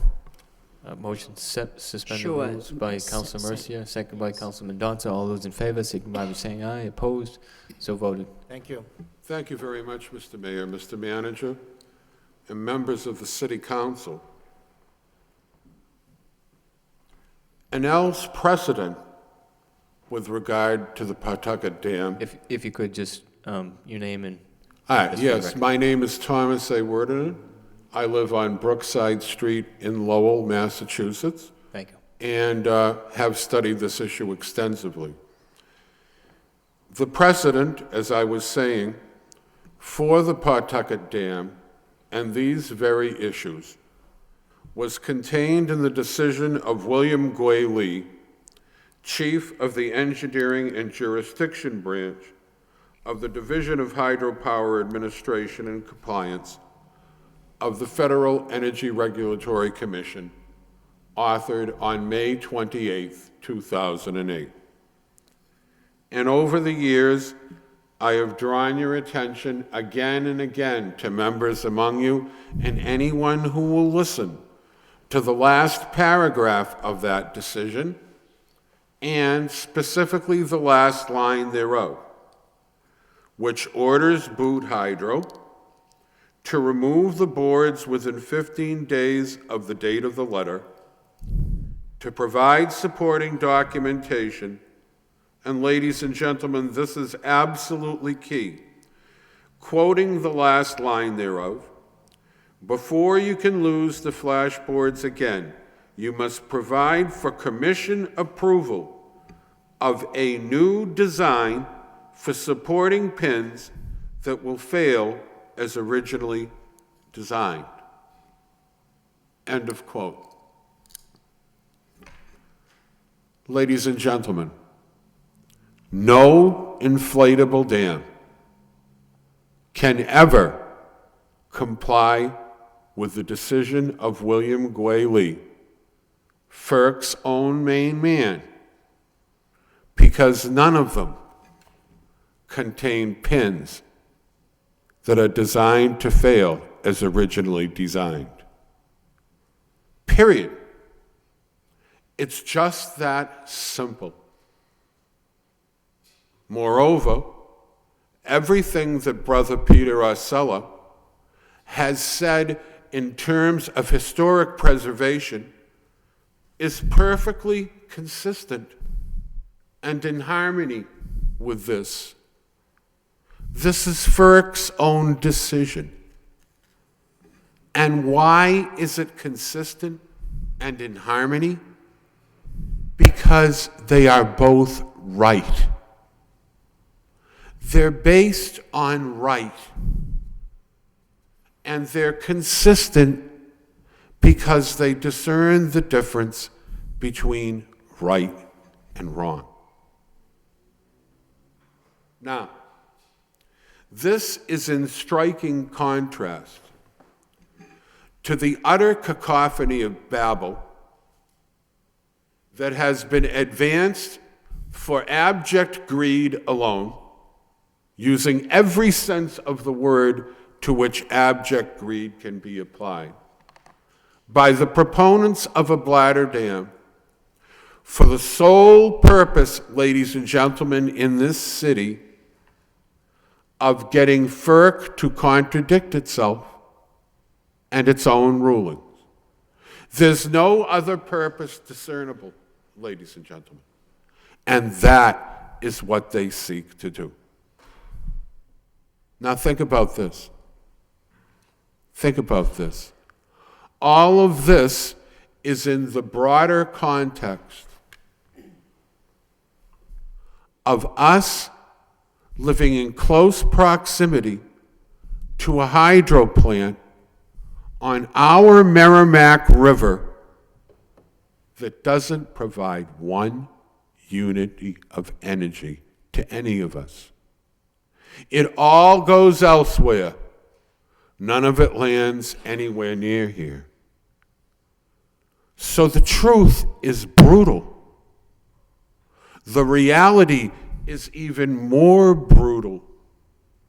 And the absurdity is the reality that we live. Now, as long as Rita Mercier is who she is and what she is, in my mind, the gold standard of leadership and representation in this city, then I'm willing to be the little boy in the emperor's new clothes and to stand with her and stand with our neighbors. I'm not using that term accidentally. Bobby Gagnon, John Nappy, and the floodplainers are our neighbors. And the cacophony of Babel and Boot Hydro and Enel are not. I don't know if it'll matter anything. All I know is what is right and what is true and what is precedent on that river.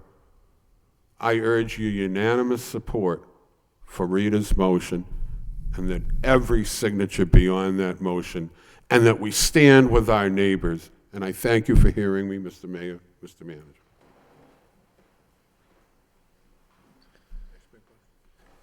Under suspension of rules, Mr. Nappy.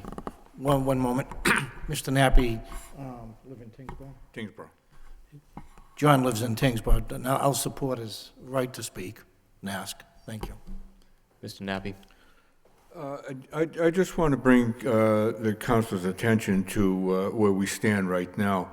The Department of Interior has equal standing to FERC. And FERC would like nothing better than for us to disappear. FERC has, this is the second time that they came through on requesting that the Department of Interior sign the MOA. But this time they made a huge mistake, in my opinion. They're asking the city to sign the MOA. This is the opportunity, I believe, that the city has that it can turn around and say, we have now equal standing with the Department of the Interior. FERC wants us to go away.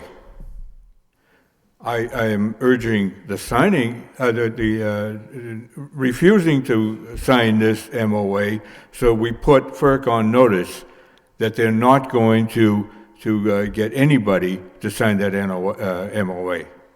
This is a strategic point, and if we get back in the ball game, we have a list of responses to all of their claims.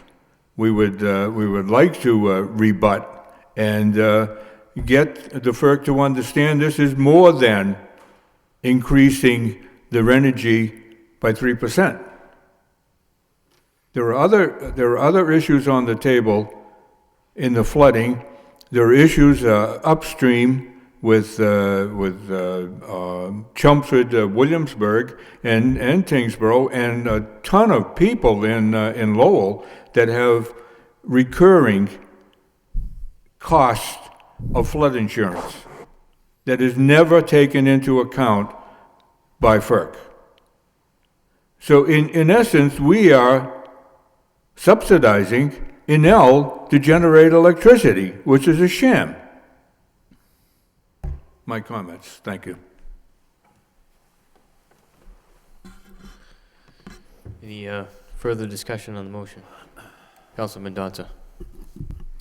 It seems like this is the second time that a memorandum of of agreement has been presented by FERC and Enel as a result of their having admitted that this is a historically significant structure. And when I read the first one, I haven't read the second one yet, I haven't seen it, but I would suspect it's about the same. That in the first, it seems that the only input to it was from Enel and FERC. All the other parties that were being asked to sign this agreement could not have had input into it, otherwise the items in it wouldn't have been there, because I couldn't see them agreeing. And I know that our National Park Service, the Department of Interior, refused to sign that first agreement, and I believe they'll refuse to sign the second one. I believe that as a council, we should support the efforts of our national park and continue to agree with their assessment of the agreement. And I don't believe that we should be signing to this agreement as a party. We should oppose it and not sign it as a statement in support of our residents who are regularly affected by flooding when the waters rise because of rain and snowfall. Fortunately, not this year. But having that raised up to a higher level constantly will saturate the pond above it, and it'll make it almost impossible in order to drain that plain or that pond just for the purpose of avoiding a flood. By then, the grounds will be saturated, will not be able to soak up a lot of it. That's why the original agreement, often referred to as the Wang Agreement, and the original design of the pond was such that the waters were kept lower in the spring so that the lands could drain, the water levels could be lower and absorb extra rainfall and snow melt during that springtime, and then could be raised once that period was over.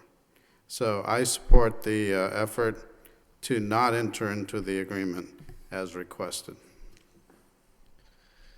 Thank you. Any further discussion on the motion?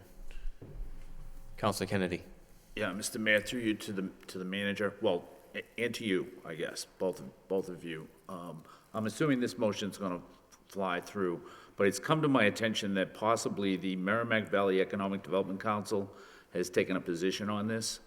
And so could we get a report maybe next week on what that position is, if they've taken that? It's, I believe you sit on that council, as do you, Mr. Mayor, and I think the entire State House delegation does as well. So I haven't been appointed a member to that council. If I may, Yeah, Mr. Manager. The mayor, I believe, is an ex officio member, as am I. The Merrimack Valley Economic Development Council, I don't believe, has met for a good 4 or 5 years. Really? Right. I know that Mr. Tibbetts, who I kind of recall his title, he was one of the founders of the Merrimack Valley Economic Development Council back in the late 90s. But I believe he sent a letter on the letterhead, but the organization is essentially defunct and has been for a period of time. It was funded with some grant money from the state that has long since gone away. okay, so he just sent that on his own, Mr. Tibbetts? That's I wasn't involved in that, and I don't know of Yeah. anyone that was involved in that decision-making. Okay, thanks. Any further discussion on the motion? Councilor Mercia. Thank you, Mr. Mayor. I believe I understand what Councilor Kennedy is talking about, and Dave Tibbetts did send that letter, and on the letterhead, the mast, it's naming, I believe, our Congresswoman Nikki Songus as part of the plan to support that, and she doesn't support that. She agrees with the neighbors, so. And she is certainly, as of we, sent numerous letters on this issue. Councilor Laurie. Thank you, Mr. Mayor. I happened to be a guest a couple of weeks ago on one of the local media shows, and that letter was put before me, that they, I guess, backed it, and you look at the people who signed it, and not signed it, but who are members, and, you know, as Councilor Mercier just said, some of these people have come out and opposed it, so that's the question I have. Who actually sent that letter out, who signed it? Because when you look at who's on the letterhead, it's, you know, they've openly come out against it, so, thank you. Any further discussion on the motion? Councilor Elliott. Thank you, Mr. Mayor. This has been a long road for the neighbors, for the community, for communities affected by it. We did take a vote before to stand behind the national park, and it's the right thing to do. It continues to be the right thing to do. And considering another MOU or MOA is being presented, shows that there are some circumstances that have not been completely mitigated and need to.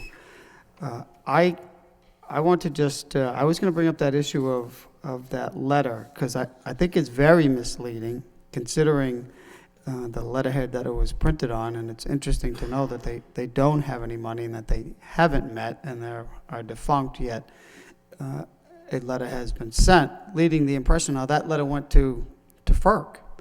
So people the people evaluating the application and making the decisions for this new license would be completely misled, thinking that a vote has been taken. This organization, they don't know. They're down in Washington.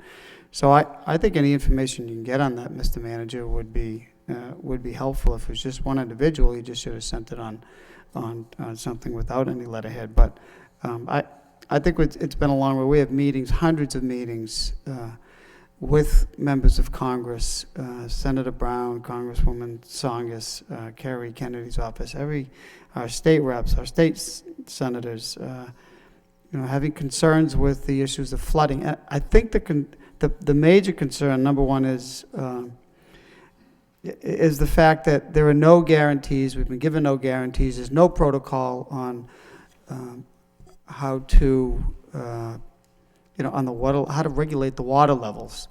And, FERC can tell us one thing, and can tell us one thing, but they certainly have done the other. At least now the residents know that when water levels do get to a certain height, the current agreement or the current plan, the current design in place with the PIN and flashboard system, it will fail. It will fail once it reaches a certain elevation, because that's the design, and that is at least one guarantee. There are no guarantees with this, and I think that is what the concern. I don't think that's the concern of people in a neighborhood, that God forbid there'll be another flood, that those water levels will not be dropped in time. So I'm going to support the motion. It makes sense if again, protocol. Clearly is the issue, but more importantly, it's the water levels, and it's the water levels that will stay in place that clearly have an effect on the groundwater and affect the people in that neighborhood, and that is also a major concern. So, thank you. Thank you. Any further discussion? All those in favor signify by saying aye. Opposed? So voted. Next, we have a motion by Councilor Laurie. Request the manager have proper department develop summer safety program for use. Excuse me, before I read the motion, just recognize Mr. McCarthy, who's been waiting. Yes, thank you. Our zoning board of appeals appointment. Right. Mr. McCarthy, unfortunately, was delayed, but Mr. McCarthy has been an alternate on the Board of Appeals, and by virtue of the vote earlier tonight, has been made a full member of the Board of Appeals, and just wanted him to meet the council. Thank you very much. I'm glad to be a member, and I'm glad to have earned your trust to be appointed a full member, and I hope to make worthy decisions on behalf of the city regarding the Zoning Board of Appeals. So thank you for your confidence. Thank you. Okay. Thanks, Dennis. Next, we have motion by Councilor Laurie, request the manager have proper department develop the summer safety program for use by departments. Seconded by Councilor Kennedy. Councilor Laurie. Thank you, Mr. Mayor. This motion actually goes back a little bit. Back in January, I put in a motion to get the skating back in, and it was approved unanimously, and I thank the council. Unfortunately, the winter didn't cooperate, and we didn't have any skating. And then a couple of weeks ago, I put in a motion to bring back and advance the Parks and Recreation Department, pools, recreation, so on, and other activities, and that went through 9-0. And the next step is how do you make the summer safe? And I'd asked for a meeting a couple of weeks ago, about a week or two ago. We had the city solicitor, the city manager, myself, and Assistant Superintendent Arthur Ryan. And actually, it was Arthur Ryan that brought it in. Out of New York was a program called If You See Something, Say Something. And it was brought forward by the New York Metropolitan Transportation Authority, and they actually have licensed the saying, if you see something, say something. But what the program was about was to train individuals on unusual behavior that you might want to notify the police officer. And it was really well done when you research it. It doesn't go by national origin. It doesn't go by the color of one's skin. What you do is you train the observers strictly on strange behavior that they notice. And the idea is the two departments, that the police department is going to come up working with Mr. Bellegarde with Parks and Recreation to develop a program for the summer. Over the years, I don't think park instructors were ever trained by the police department. That will probably be done this year. They'll get training by the police department, working in the parks, what to look for in unusual behavior, when they should call the police. And the other nice part about this is you're not zeroing in on one crime. It could be vandalism, it could be drugs, it could be anything. But people will be trained to notify the police. One of the questions I had, we have resource officers in school, and how many kids have the cell phone number for the Lowell Police Department? How many of us have the number? That will probably be part of the training. The park instructors will be given numbers to call directly to the police station if they see something unusual, and the crews will come. I think there's a strong possibility the resource officers, or at least one who works in the school, may go to the parks. My daughter's a little older now, but I remember years ago, I don't think there was a child in the city who didn't know Jack Dolan, Mike Kunzler, or Timmy Golden. And these young officers are working, or the officers are working in the schools now. The kids know them, the children know them, so they may be in the parks. So this is the idea, is to really, and talking to Deputy Superintendent Ryan, we think we could really have a project here that would be nationally recognized, really, on park safety and how to get the training across. And this is the third piece of the puzzle. We're getting the money in. How do we make the parks? And one final bit, I'd ask if this goes right to the police department and not a subcommittee, to let them get right to work. Thank you. Thank you. Any discussion on the motion? All those in favor signify by saying aye. Opposed? So voted. Next, we have a motion by Councilor Laurie. Request the City Council send letter of support for House Bill 03840, police officers' access to probation records. Seconded by Councilor Broderick. Councilor Laurie. Thank you, Mr. Mayor. Again, this is part of the Representatives Nangle and Murphy and Tom Golden has signed on, has put this bill down at the House to make it easier for the police to get information when they have a suspect on their what their status is with probation. I guess presently right now, I think there could be a cost, or that there could be some delay in what information they can receive, and that this bill will eliminate that. And I want to thank the delegation for taking the lead in public safety and going after legislation such as this. Thank you. Thank you. Any further discussion on the motion? All those in favor signify by saying aye. Opposed? So voted. Next, we have a motion by Councilor Broderick. Request the manager have appropriate department work with the East Pawtuckaville Neighborhood Group regarding signage and streetscape along University Avenue. Seconded by Councilor Kennedy. Councilor Broderick. Thank you, Mr. Mayor. I know the East Pawtuckaville Neighborhood Association met a week ago, Saturday morning, and I happened to be over there getting my hair cut at the same place Henry Martian gets his hair cut, and he did inform me that you have been working with them, Henry, but I indicated that I would bring forward a motion to try and formalize it, and they're working with the university for some signage and maybe some banners. Some of the things may be able to be done, but and some may have to be tweaked, but I do appreciate your efforts, Mr. Marchand, as usual. You're always putting the city's best foot forward, and if we could just do what we can to work with them and make sure that whatever's done is streamlined so that we get through the process with the city. There's some, there may be some other areas other than University Ave that they're talking about as well. Thank you.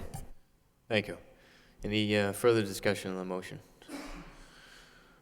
All those in favor signify by saying aye. Opposed? So voted. Next, we have a motion by Councilor Broderick. Request the manager have police department work with the East Pawtuckaville Neighborhood Group and the UMass Lowell Police regarding disorderly behavior of students. Seconded by Councilor Mendonça. Councilor Broderick. Thank you. Same meeting, same haircut, and this is just relative to some of the UMass Lowell students. Some of the residents had some concerns about disorderly conduct and noise, and I know that they're again working with the university. Chancellor Meehan's very cooperative and using their resources. And again, I know Mr. Marchand has been in discussions with them, but if we could make sure that we coordinate and do everything we can to preserve the peace over there and make it more pleasurable for the residents. Thank you. I wouldn't have called it the same haircut, but any further discussion on the motion? All those in favor signify by saying aye. Opposed? So voted. Next, we have a motion by Councilor Elliott. Request the City Council vote to instruct the City Manager to develop the FY13 budget without a property tax increase. Seconded by Councilor Kennedy. Councilor Elliott. Excuse me. Thank you, Mr. Mayor. Now we're going right into the middle or in the middle of the budget season. The manager is in the process of preparing the FY213 budget. I know we received a communication from the clerk. I appreciate that, Mr. Clerk. First time we received your budget. So before we go, while the manager is preparing the budget, I wanted to bring forward this motion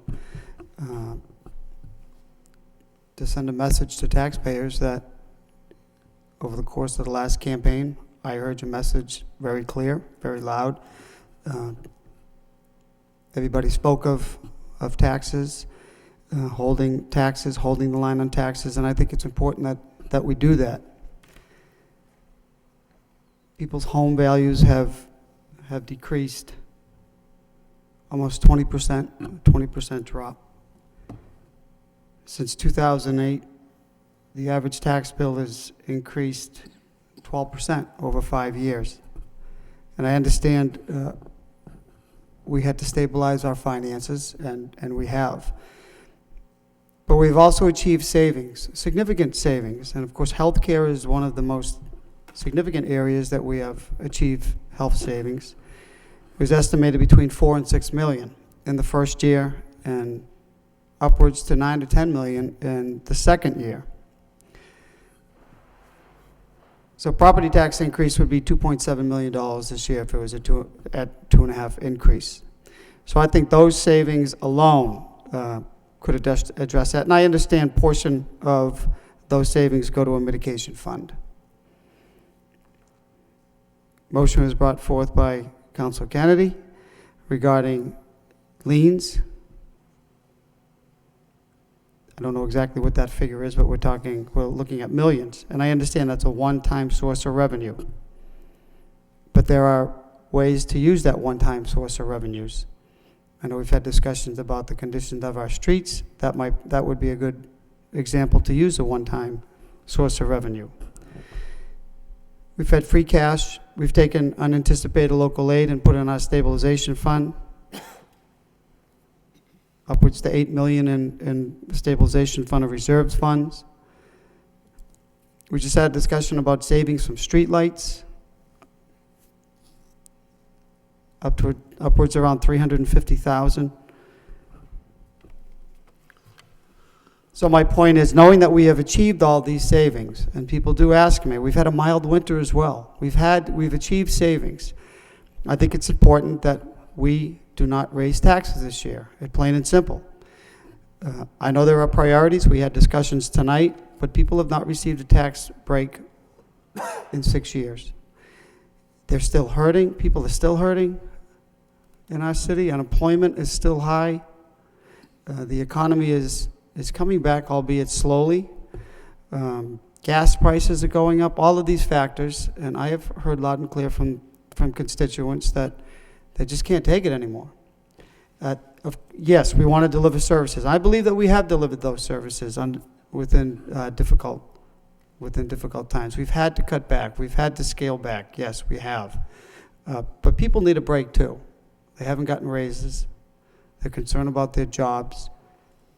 And before we go into the budget season, I thought it was important to bring this motion forward and vote on it. It doesn't have to go to a subcommittee, doesn't need a study. There's significant savings, there's significant resources to give taxpayers a break, and that is my point, plain and simple. One other item, last fiscal year, several fiscal years, we estimated 1.6 million in new growth, another source of revenue. So that is my point. I don't want to belabor it. I just wanted to give the information and the reasoning behind the motion, and that is it. Thank you, Mr. Mayor. Thank you. Councilor Lowry. Thank you, Mr. Mayor. I concur with Councilor Elliott that we need to cut spending and cut cost. I have a real question with this motion. This is my first budget, but in the past, the manager brought the budget to the council, and the council cuts. If the manager brings a budget forward, we can't add. Am I correct? We can't add to a department. So if we wanted to cut funding in one area under this situation and give it to another, we wouldn't be able to do that. Am I correct? Correct. Okay, that was my major question. I agree with the motion. People are hurting. I campaigned last year, and I don't think anyone hit 5,500 houses, and I probably talked to 3,000 people, and people are hurting. My question is, under Plan E, looking at this motion, the council really loses control at this point, and that's all I want to say. Thank you. Councilor Broderick. Thank you, Mr. Mayor. I understand the intent of the motion, and it's to say we're not going to raise taxes. I have several concerns. The first of my concerns was addressed by Councilor Lowry, is that to I guess jump over what the normal process is to the end game of saying don't bring in any increases. I filled out what I consider to be the goals and objectives that were important for me as a councilor for the city going forward in the next year. And I'm concerned that I want to see those addressed as best as possible. I understand we save money with the health insurance, and I understand with streetlights and Amoresco with the energy contract. And there's been a number with the city staff program, and the list goes on. And I commend the administration and my fellow councilors for taking these votes and taking these actions. However, it's also my understanding that we're going to take on some liabilities associated with a number of things, some of it being the health insurance, that half of the savings will go to the schools for them to decide how to spend it. And that whatever the cost is reduced from the cost of the school insurance may be added on as to our net school spending. And I may be mixing my definitions here, but there's significant liabilities that come along with that, and it's not a $4.8 million savings necessarily. And maybe the manager can address some of these points. We've sat here and talked about the need for hiring more police officers, or putting more time, setting aside more money for overtime, if that's more effective. That's a huge priority for me, is public safety, and I would like to see that addressed. I don't want to see a bare bones budget that I can't add to say, wait a minute, we don't have any overtime in here. So are we going to come back in July with an amended budget? Are we going to come back in October? We haven't seen any of the final numbers, or even the last quarter, in terms of where we're at, in terms of actuals versus the last year's budget. I think there's too many questions that we don't even have any answers to. I think the message to the manager is, we don't want to raise taxes. But my message also along those lines is, I want to see us reach our goals and objectives. I think that we have some issues of reinvesting in our infrastructure. We have an issue with Colley Stadium. We don't have to put down artificial turf, but these are the things that were neglected for years and years and years. And many of these things have to be addressed. We've talked about accepting more streets to be able to receive more Chapter 90 money. That, to me, would be a good use of one-time funds as a way to invest our money to get an actual return. We've also seen our bond upgraded. And if we do something contrary to what we've done, are we going to see a potential downgrade? And what's the impact of that? Is we're borrowing money. Those are questions that I'd like answered, not necessarily tonight, and that's all vetted out in the budget process. And I think the process has been the way it is for years because it can work. We get a budget and we can go through it line by line, and now it's going to have the performance indicators in it, and I think we can look at the goals and see if those are being met. If we don't think they're very strong goals, we can cut it. If there's extra in there, we can cut, but we can't add. So having more of a recreation program, or taking better care of our parks, or reinvesting in our streets, our roads, we can't do that unless the manager brings it in. And what he cuts may be different than what I would like to see cut in the event that we can get this done without raising taxes. But I think to me, there's many different issues here. One is we don't really have any information, any details. We know we have savings, and there seems to be more discussion about the things that are wrong as opposed to what we're doing right in the city. But I think, not to take credit, but I think we need to realize that we do have these savings, but what are they really?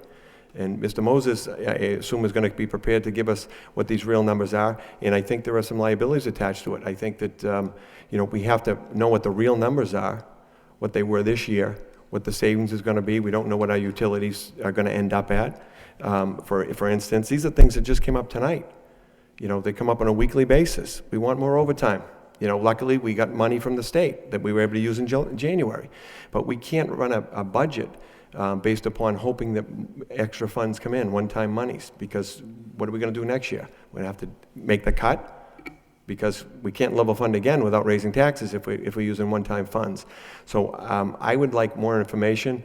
I think the message is loud and clear. I think we all know what it is, that we need to provide services, but we've got to cut everything we can and try and get this done without any tax increase. But I would like to stay to the normal course so that we can decide what to cut. And that, because we can't add if something's missing, that and I'd like to see the goals be met as well. Thank you. Thank you. Councilor Mercia. Thank you, Mr. Mayor. Some time ago, Councilor Broderick asked each one of us to come up with goals that we wanted to deliver to the city manager.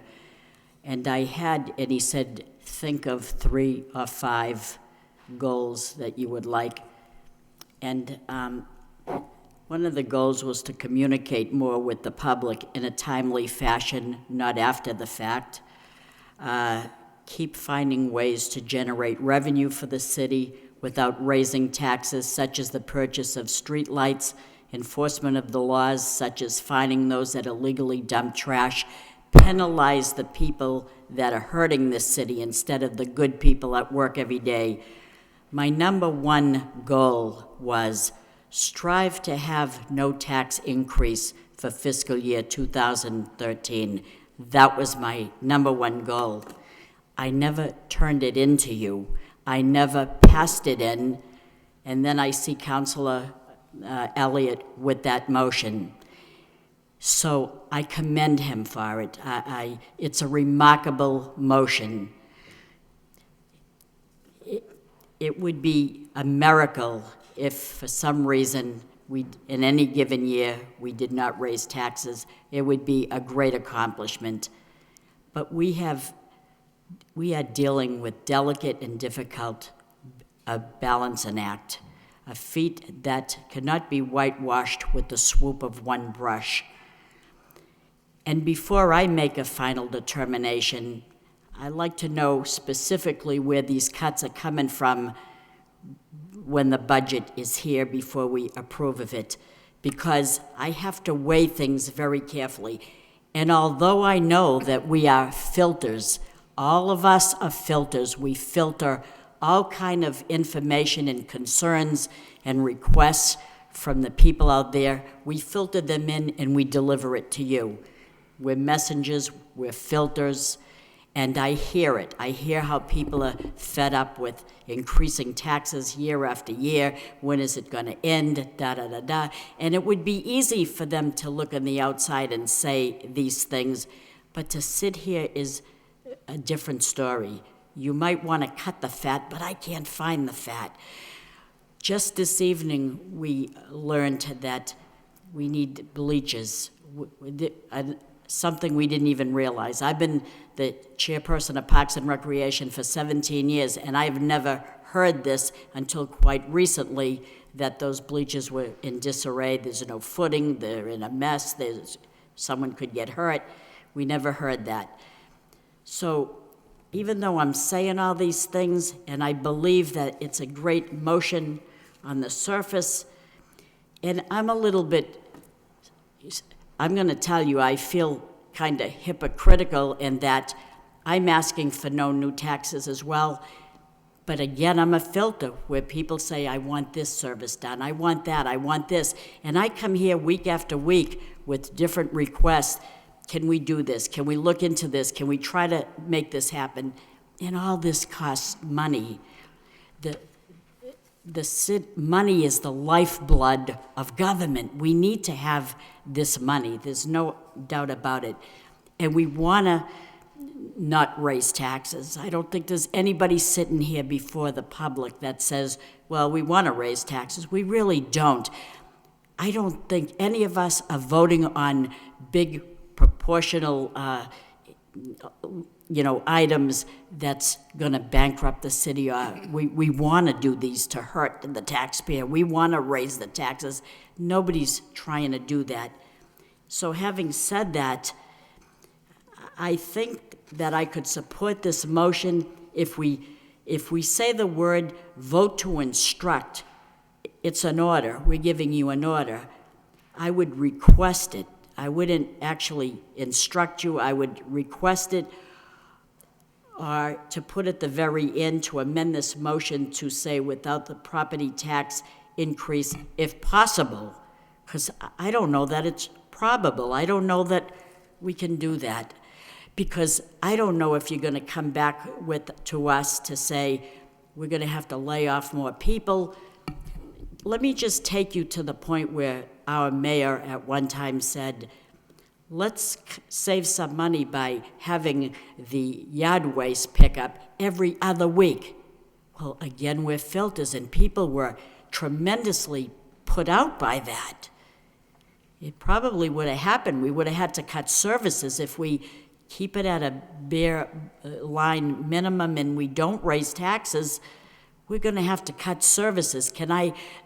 then what kind of filter would I be hearing then? What kind of information would I be getting from the public when I hear that? So although I want to support it, and I really have a goal of no tax increase, unless we get it from free cash like we did years ago, or from a suspense account, or from somewhere that, I don't know if we're going to have a windfall here. On the surface, I support this motion. It's tremendous. I wish we could say that.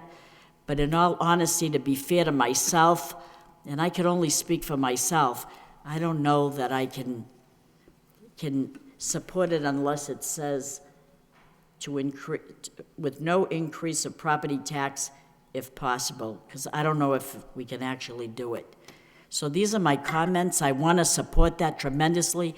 Councilor Elliott raised some great points here, but I don't know what the budget looks like. And we have two new members that have never done this before, and so I don't know what to tell you except tell you what I can't be a hypocrite and say, don't raise taxes, but yet I'm going to come in next week and I want you, Mr. Manager, to do this for this one, and I want these things done. I know it's probably in the line item of the budget, but somewhere along the line, we have many, pressing issues that we ask you to do, and it costs money. I know that, and I don't know that we budgeted for it, so I could amend the motion. I don't know if the maker of the motion would allow me to say that we're requesting the manager develop no new property taxes, or to instruct you to do that if possible. I don't know, but that I really believe that it's a great motion, but I don't know that we can do that. I don't know who's going to lose their job. I don't know. We have one person at Colley Stadium that takes care of that whole field. Where do we cut there? I don't know where we cut there. I don't know where we go from here. I mean, if I won the $540 million, I may have helped the city tremendously, but it's not happening, and I don't know what else to say. Thank you. Councilor Noon, and then Councilor Laurie. Thank you, Mayor Murphy. Through you, Mayor, to the city managers, do you have enough information now to put together a budget for us? I don't have enough information to, and I do have some comments I'd like to make along these lines, but I don't have all of the information yet. I am new to this process. In the past, in what month you submitted a budget to the council to have the council review and approve on it? Is it in April or when? The budget will be presented to the council in late May, beginning of June. The thing is, I firmly agree that we need to hold the line as best as possible with regard to property taxes. I know that campaigning for this seat, that people, homeowners in the city are hurt deeply. I'm sure every council sitting here don't want an increase in property taxes. I'm sure the city employee don't want an increase in city taxes, the property taxes. What I'm worried about is that with lack of information, suppose that the manager to go and, as instructed by council, should this pass, put together or develop a FY13 budget without a property tax increase, then come back and a lot of our goal and objective is not there. It didn't include it. I heard a concern. I just learned that once he has the budget, we cannot add to it, but we can subtract it. Well, I can add to it. Say, for example, public safety is one of my concerns. Then I can add to it. It just have a difficult time support the budget. I strongly urge that we have, and that to have a complete budget, and that to have the manager put together a complete one that include a lot of, if not all of our council goal and objective, and then to have us having time to review it, and that would be the best way to take care of it. I think, you know, I hear Councilor Elliott, and I support Councilor Elliott, you know, positions, because I too was campaigning based on not trying to hold the line as best as possible on property taxes increases. But as it stands now, I'd rather have the managers have a complete information to put together an FY13 budget to the council, and then we can talk from there. Thank you, Mr. Mayor. Councilor Laurie and then Councilor Mendoza. Thank you, Mr. Mayor. You know, I had brought up the point, and this is my first budget, that if this comes through, I can only cut and I can't add. I'd like to ask the city solicitor, is this under Plan E even allowable? You're taking my rights away. If I vote on this, you're taking away, or I'm taking away my own right to work on the budget. We have 9 different councilors and 9 different ideas of where the money should go. And if we can't add and subtract to the budget, I think we may be right in violation of Plan E. That's only my opinion.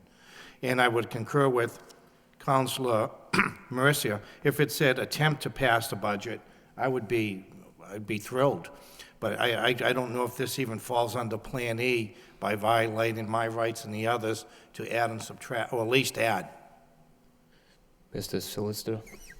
Well, first of all, the council cannot mandate the manager to bring in a certain budget.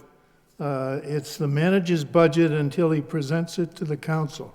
Thereafter, it becomes your budget to act upon, to reject, to delete certain items and so forth.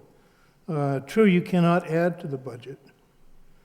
And Chapter 44, Section 32 clearly states that it is the manager's obligation to prepare and bring forth to the council within a specified time period a proposed budget. And then once it's presented, as I say, it becomes your budget to deal with it, to accept or reject or delete items and so forth.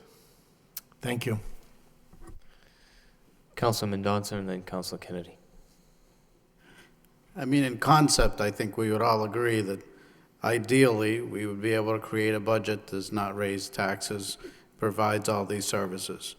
But some of these arguments I've heard leaves me concerned in that we've had estimates that savings from the health insurance would be X amount. But we don't know for sure yet until we have people pick their health plans and we actually see what their contribution in the cities are. I've always doubted that it would be as high as has been publicized. Somewhere in between, yes, or somewhere lower. Someone's already mentioned that some of this is from the school department. And we take credit for what we pay for their health insurance towards net school spending. Which means that when we get the savings, it doesn't reduce the requirement for net school spending. It just means the school department gets to spend it on something else, like books and technology, which would be a benefit to the schools. So on the city side, we don't see the school department savings in that sense, and that's approximately half. We don't, again, it all depends on who chooses what plan. I know we save money on the streetlights, but that's in the past. The current budget was predicated on those savings. Going forward, we've already counted them in. A lot of us would like to see improvements in resources for our parks, the abilities of DPW. They were decimated years ago. Several of us would like to see improvements in infrastructure. We know we have to improve our roads. We need streets to be accepted. There's engineering work that needs to be done. So I would have liked to see a modest increase in what we spend there based on some of these other savings. I'm also concerned that over the last couple of years, we've been fortunate enough to have several of our positions in the fire department and police department covered by recovery funds from the federal government. Standing here right now, maybe the manager knows, I was under the understanding that those would end. So there could be as many as 6 firefighters, maybe more, and 10 police officers that if we want to keep it at the current staffing level, we may have to put back on a city budget and not grant funds, simply because those programs are about to end, my understanding. Maybe not. I mean, if not, that'll be great for the city. But that's some of the things we could use these savings for. And yes, we could hopefully still have any tax increase be less than it has been in the past, less than the 2.5%. We've already had some relief last year that it was only about 1%. So I'd like it to be no increase in taxes, real estate taxes. I'm just not sure it's going to be possible without some severe cuts somewhere. And if it is, it'll be great. I believe the other item is the local aid. If it stays flat, we might be able to manage it. If it increases, we'd be in a much better position to do this. But I don't know where we are on that until I believe it's tomorrow when the House releases its numbers. I'm not sure if they're staying on schedule or not, but that's when we would have a better understanding of where we stood with local aid. So in principle, I could support the motion, but I have several reservations, and I believe that in another week's time or so, we'd have better numbers to better understand where we stood. In that sense, I support Councilor Mercer's suggestion as to amending the motion, that our intent would be to keep taxes as low as possible, but at the same time, have the opportunity to make decisions on where the cuts are made if we really wanted to do that. And that's the way I'd like to proceed. Thank you. Councilor Kennedy.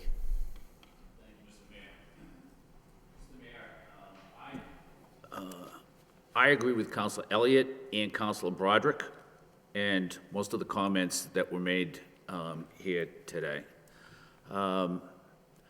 It's the city manager. The city manager has a responsibility to come up with a budget that's sufficient and thoughtful, and I would expect that that's what he's going to do. I think that what Councilor Elliott's motion does is to send a message to the city manager that what we would like to see is a budget that did not result in a property tax increase, which doesn't mean that it has to be bare bones, I don't think, and doesn't mean that that there has to be cuts. It only means that it will not result in a tax increase. People in this city have had a tax increase every year for the past 5 or 6 or 7 years. I've only been here a short time, but in the time that I've been here, I've heard that there's going to be savings from the health insurance, savings from the streetlight program. The municipal lien auction should result in an influx, which, by the way, isn't just a one-time thing, but it can be a recurring event, not for the money that it may generate this year, but certainly something that would be worthwhile doing every year.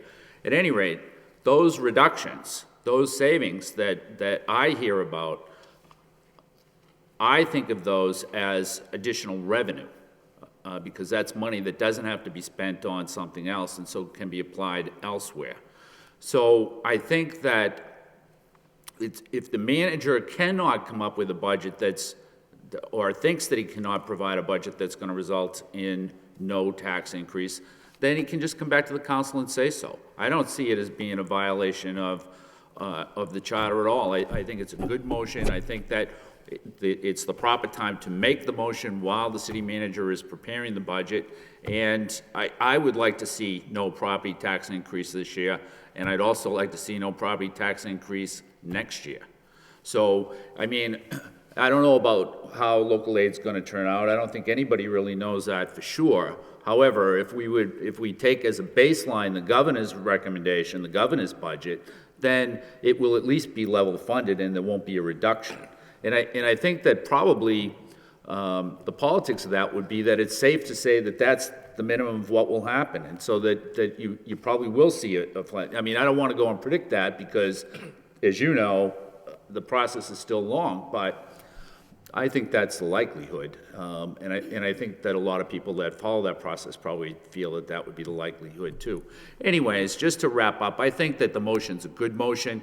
I think it sends a message to the city manager. I think if the city manager sees in developing the budget that he's not going to be able to comply with the wishes of the council, that he just comes back to the city council and says, I'm going to have to have a budget that's going to result in property tax increases.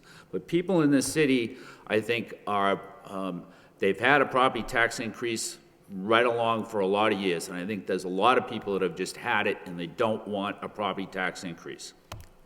Thank you. Thank you. Any further discussion on the motion? Councilor Elliott. Thank you, Mr. Mayor. I did word, I was careful in thinking of how to word this motion because I have no interest in violating the charter. And I don't think it violates the charter at all whatsoever. The manager prepares his budget, his expenditures accordingly. Anything is possible with the budget before it is brought forward. But we can speak of, well, when the budget comes in, we can look at cuts, we can make adjustments, we can see where the money is being spent. But 2 years ago, very little was spent, and last year, out of a $320 million budget, $75,000 was taken out of this budget. That's not significant cuts. It was cuts. I think it was in 2 line items, quite frankly, maybe even just 1. So I did put this forward now, because I think we do a disservice to people saying, well, we want to hold the line on taxes. Well, take a vote. Let the manager know, this is what we want. We've given him goals and objectives. Some of them pie in the sky. He couldn't possibly, I shouldn't. Their goals and their objectives to meet within a certain budget. People at home have a certain budget. They have objectives they want to achieve. They have goals just like we do here, but they can only do so much in a given year, given the amount of money that they're making. I think that is the same thing here. I hear the same messages Councilor Kennedy has, and I think all of us have heard. I'm sick and tired of it. I can't afford it. I don't know what's going on with my job. I have some priorities at home that I need to take care of as well. So the motion was just that, to put our money where our mouths are, to say, no, more taxes. And that's it. That's the only question. People have questions. There are going to be a lot of questions. That's the only question we need to ask in the eyes of the taxpayer. You're going to vote to raise my taxes or not? I don't think it's that difficult. There are some, there are going to be many, many other questions, many other things that we have to iron out, and that's part of the process. So those are my comments. I just want to explain a little bit further why I did this. Are they for taxes or you're not? And I'm just bringing forward what I promised to the people, that I would come to City Hall and I would fight on their behalf, and bring their message. And that's the purpose, beforehand and not after. Thank you. Councilor Broderick. Thank you. So this is clearly going to be a political vote that we're either for taxes or against. I will say unequivocally that I am not for making statements when I don't have the information. I'm not going to take a blind vote to not raise taxes, not knowing what the effects may be on our residents and on our services. We don't know what our savings are. We don't know what our increased costs are. How can we take that vote? I'm not willing to do it. I'm willing to say, come in as best you can, as close as you can, or take this instruction back and come back with no tax increases if possible.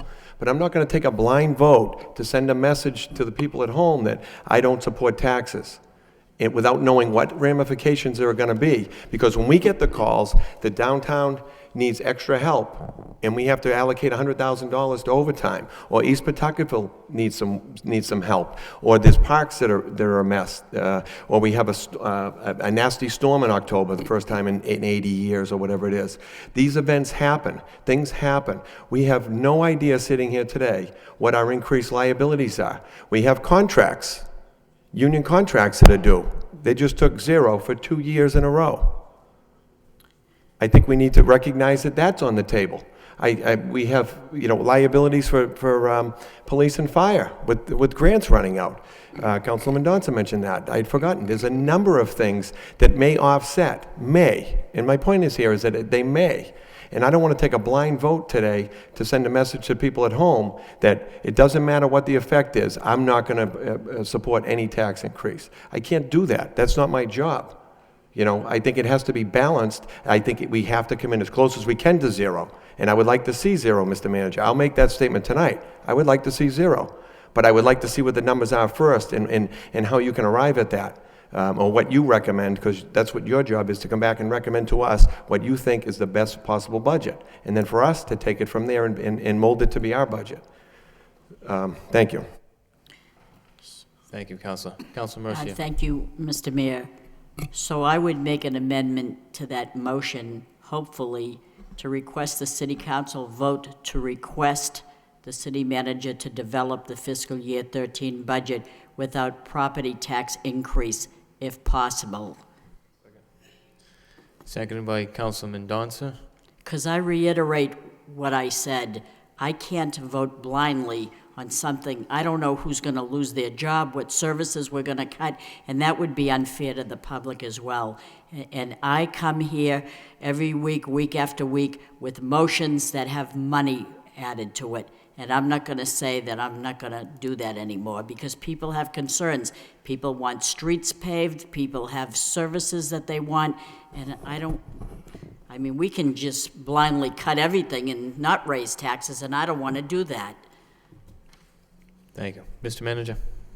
Mr. Mayor, if I may weigh in here a little bit, and I let me say I appreciate all the comments that everyone has made, and I have a few comments I want to make here, but let me start by a strange one. I would almost prefer you vote for Councilor Elliott's motion than to have it, because I will come in with a 0 increase budget. Can it be done? Absolutely. Will it be done without affecting services? No. It will absolutely affect services, and I'll go through that in a moment. But to have, and Councilor Mercia, I think you're being very realistic with your recommended change in the motion, but it sets me up, very frankly, for a very difficult situation, because then I'd be in a position of you're requesting and I'm disobeying you. Because what do I cut? What do I, if you want to make the motion to minimize the tax increase, I couldn't agree more. That's been our goal, to try to do that. Let me just say a couple of things, a few different things. In terms of the taxes, I do appreciate what the councilors are hearing and what the councilors are believing. A couple points I'd like to correct, though. Councilor Kennedy mentioned that for the past, and actually Councilor Elliott did as well, for the past 5 or 6 years, taxes have gone up. Since 1990, the average tax bill in the city has gone up every single year but for 2001. 20 years, 22 years, all but 1 year. The taxes have gone up constantly. In fact, and I've said this, unfortunately, I don't think this has been carried out in the media the way it should be. The rate of increase over the last 5 or 6 years, contrasted with the 5 or 6 years before that, for taxes within the city, is less in the last 5 or 6 years than it was in the 5 or 6 years prior. We have we have the second lowest average tax bill of the 40 communities north of Boston. The Boston Globe did a very good piece on this a couple of weeks ago. We also have one of the lowest rates of growth for that same region over the last 5 years. Statewide, it's a similar story. We have been ranked 242nd out of the 300 plus communities. This year we're expected to drop down closer to 260. And again, we have one of the lowest rates of increases in the state over the last several years. We have one of the highest excess levy capacities in the state. We're number 33. Most of the communities that have a higher percentage excess levy capacity are small towns, very small towns out in the western part of the state. The only exception is the city of Cambridge. Has a very high excess levy capacity. But we have held the line on taxes, and unfortunately, that's a story that hasn't been told. The fact that the work that we've done that, and we have some information we're going to get to the council on this. We've done that in a period of unprecedented cuts in local aid, as opposed to what's been done in the past when local aid has been growing. So we have made savings, we've put it back into services, we've carried the high costs of health insurance, we've absorbed those state aid cuts, and we've done it through good management of the department heads, good work by the employees, savings that we've realized across the board. The goal for FY13 is to continue that progress, to hold the line. But at the same time, and in fact, to get close to zero if at all possible. But there are, in fact, a number of people, councils have already pointed this out, and so, the information is certainly out there. Yes, we didn't have a snow and ice deficit this year. That's a positive for us. We do have savings in health insurance, nowhere near what people seem to think. The total amount that we have projected saving this year was about $4.8 million. It might not be quite that much, because people are gravitating towards some of the more expensive plans. So we may not realize all of that savings. However, of that amount, a good chunk of it belongs to the school department. They pay for the health insurance for their employees through their budget, and it's counted towards net school spending in their budget. When that savings is made, that's going to be on their side. They get to do with that. And they have to spend that money to meet net school spending. On the negative side, we pay for the retirees from the retirees' health insurance from the school department. The fact that we're no longer going to be paying that doesn't mean that cost goes away. It just means that now we have to transfer it over to the school department so we still get that net school spending. We are going to have new growth. There's another positive. We are going to reduce our debt service, certainly a positive. It's unclear where local aid's fully going to wash out, because we do pick up in some accounts under the governor's budget, but we lose $1.5 million of one-time aid that was out there last year. We're not sure what's going to happen with that, and the March figures for the state are not positive. They've missed their targets. So it's unlikely, it's a very good possibility we're not going to get that. We do think we're going to pick up a little bit more in some of the local receipts. But on the negative side, we do lose that one-time aid. We lose more than we lose in debt service, go down in debt service. We lose a larger amount in school building reimbursement. We have to put that money towards the school department. We have almost $1 million of costs that have to go into the retirement fund to pay our unfunded liability. We lose enterprise chargebacks for health insurance. If we save the money on health insurance, we're going to lose that money coming into the general fund. Gasoline costs, as we all know, are going up for everyone, including municipalities and other forms of government. The trash contract is going up. Our Greater Lowell Technical High School assessment's going up by almost $400,000. Trash contract by almost $400,000. Veteran services, you had to approve a transfer tonight because there's more veterans coming back from the Middle East that are making demands upon our veteran services accounts. That's a problem that's happening statewide. Every manager I talk to across the state is having the same problem. Manager and mayor are having these problems. Medicare costs, that's going up for us. Then we have all of the other things that we've funded the last few years, like through grant money, police, fire, civilian personnel in our public safety departments. We have the overtime that we've funded with one-time monies the last few years that we've shown that we certainly need. We haven't even calculated in a union contract amount of how much we're going to have to pay to our employees. I suppose we could say nothing, but we've already done that for a number of years. They've actually deferred raises. They've given back time. They made major concessions in health insurance. To Councilor Elliott's point, anything is possible. I can do that. I can come in with a budget that has zero property tax increase. I don't know whether it's the type of city that people would necessarily want to live in. The only community, frankly, that has a lower tax bill than us is Lawrence. And I don't think this should. I've said this, and I didn't become the city manager over here to be part of the race to the bottom in terms of what we're going to look like as a city. And I don't like paying taxes. I don't like paying money for anything. If anybody knows me, I'm pretty cheap. Nobody likes paying taxes. I certainly don't like putting a budget together that necessarily has a tax increase, but I also think that people demand and expect services. People call my office on a regular basis looking for services. People call the councils looking for services. Our goal this year and the upcoming year is to come in with as little a tax increase as possible.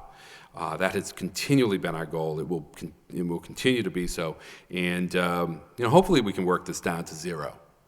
But I think to say at this point in time that that's possible without impacting services, it would be very difficult. Any further discussion on the motion? Councilor Elliott. I appreciate your comments, Mr. Manager. And I'm not saying it's going to be easy, but it can be done, and it should be done. Costs are going up. People do want services. But when do taxpayers get a break? When do they get a chance to not see their bills go up? You just said it. It's constant. It's consistent. And our job, my job, is to bring that message here. That's all. It's really relatively a simple question. When do they get a break? When can they expect some relief? And it starts here. And we bring a budget in. It's $2.7 million. It's a $320 million budget. It's not inconceivable to come in with a balanced budget with these savings. I mean, you either can take credit for the savings or not. Either you put forward it's $4 to $6 million of savings or it's not. I mean, either we're making significant savings with the energy or we're not, and those should be passed on. Yes, we understand there are some other obligations that we have. I mean, week after week, we're saving money on debt. Last week, we're saving money by restructuring our debt. And they're all good things. But at what point do the people at home feel those savings? And I don't think they have. And again, $2.7 million. That's the motion. That's the levy increase. And if we can bring it in at zero, just take the vote. Shouldn't be wishy-washy. Either you're for it or you're against it. It is that simple. It's not a blind motion. I don't know what Council Broderick's talking about. You sit here week after week and we hear what's going on. We ask you for more reports, so we should know what's going on. And it's really simple math when you sit down and go through the list of savings that we can count on. It's just a fraction of how we can just address this. We're not going to have a snow and ice deficit. We're not going to have, free cash presumably will be significant because we usually hit the free cash with the snow and ice. So that is my point. I don't think this is monumental. I don't think it's anything that's not even remotely not achievable by where we can find $2.7 million in this budget to give people at home a break. That's all I have to say. Thank you. The vote of Mr. Mayor, was the substitute motion, is that seconded? Is that on? That was seconded, That was yes. seconded? I would move the question. Everybody's all set? Before you do, I'm sorry. I'd like Okay. to relinquish the chair to be able to speak on this motion. Sorry, Councilor Martin? Yeah, I just a few comments. I mean, you know, I think the answer to when do taxpayers get a break, I think last year was a pretty good break. We had the smallest increase in recent memory, when I was here, $30 on the average tax bill. Now, granted, that's not zero, but in the environment we're in, with decreasing local aid, we didn't get it last year. Last year, we did get an increase, and the taxpayers felt the benefit of that. That was good work by the state legislature. It was passed through to the benefit of the taxpayers. Yes, we do hear about savings week after week here, but that's been in a climate of declining state aid that's been unprecedented since Prop 2.5 was passed in the early 1980s. So, and, you know, it is a vote, take the vote, but the manager said a vote with zero tax increase will likely impact services. We can see what it is. When the time comes, we can reduce the budget by any sort of levy increase that's proposed in that budget. Hasn't happened in recent years because these are, frankly, services that we all know people want. So we can, I think whether this vote passes or not tonight is not the last word by any means. It's just going on, we'll have a better picture of revenues. City of Boston today announced, I don't think they released their budget, but maybe it was just by press release. But a level service budget for them is going to call for a 2.5% increase in revenues, not necessarily property taxes. Those revenues could be made up by increases in local aid, increases in local receipts. We might have that here. We don't know yet. So, I'm all in favor of taking the vote. But I don't think people should interpret it as being the last word. Where the last word comes when we see the budget. Thank you.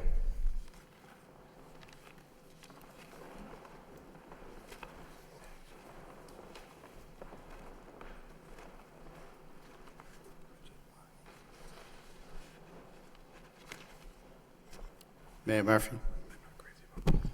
Thank you, Mr. Chair. I think it is important to put this motion in its proper context, really, because of course we all want to keep taxes low. I don't think you'll find an argument here, and that was a part of the goals and objectives that came out of our goal-setting process. I think it has been pretty clear, and it's been clear through the financial management policies that we've adopted as a council and administration.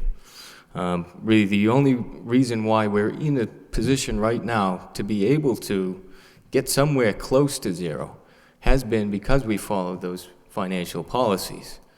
Had we not, we'd be in a far different position. But in addition to following those financial policies, which are things like building up our reserves, increasing the snow and ice appropriation to put us in a position this year potentially for a surplus, and also working on initiatives that do save money, things like the Amoresco contract, the Lowell Stat initiative, which has realized between the two of them millions of dollars in savings, all of which incidentally have not been supported by the maker of the motion. So we can support policies that put us in a place for being able to reduce taxes. But if we don't support those policies, we're going down a road that we've gone down several years prior to this administration. To really call for a budget number now, before all the information is here, makes no sense whatsoever. It's really no different from the proposal 2 years ago to reduce the budget by 2.5% across the board. It's no different than the proposals that we had to eliminate interpretation services or postage stamps from the treasurer's office that mail out the bills that collect money. It's all based really without any kind of information. It's just decision-making without information. And that leads to a process, I think, that puts us down a pretty bad road. It's also, I think, important for the council to identify our goals and objectives. Several of the councilors here have. There are others who have not. And how do you develop a budget without understanding the priorities of all the councilors? I don't know how you do it. And so it's really important for us, I think, as a council, to step up, to articulate where it is we want to go, how it is, what our ideas are for how we get there, and then to ask the manager to develop a budget accordingly. Thank you, Mr. Chair. Councilor Elliott. Yeah, I just want to respond back to Mayor Murphy.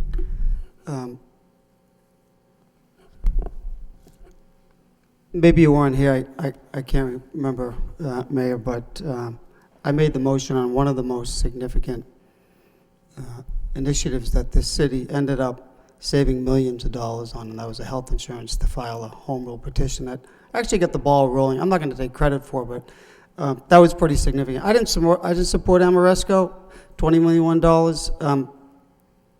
I know you throw numbers out here, but I haven't seen it. And your estimates go from 500,000 to $1 million, $1.5 million, a couple million now. So that would be interesting to see. It would be interesting to see exactly what this city stat, Lowell stat, in hard numbers, not just statements, have saved, because that's what I see. If you want to take credit for, the Amoresco is part of the city stat, that's fine. But as far as I'm concerned, I haven't seen any, and neither of the people in the city. It sounds good, it looks good, but the other aspect is people at home are struggling to pay their taxes. They have been struggling. And you wouldn't know that because you don't pay tax. You don't have property tax bill. And that's fine. That's not your responsibility. But people at home are struggling. So when I want to put this forward to let the manager know at the outset what people are telling me, that's because they're telling me, and I'm hearing their concerns. They're telling me they're struggling. They can't make it. We've had foreclosures, consistent foreclosures, people losing their homes, people losing their jobs. That's what it's about. It's not about me not supporting things. I don't support everything, you're right. I don't think I'm here to rubber stamp. I'll support those things that I think are significant and will achieve savings, and when it's not a good use of money, I'm not going to do it. Roll call on the amended motion. Mayor Murphy. Thank you, Mr. Chair.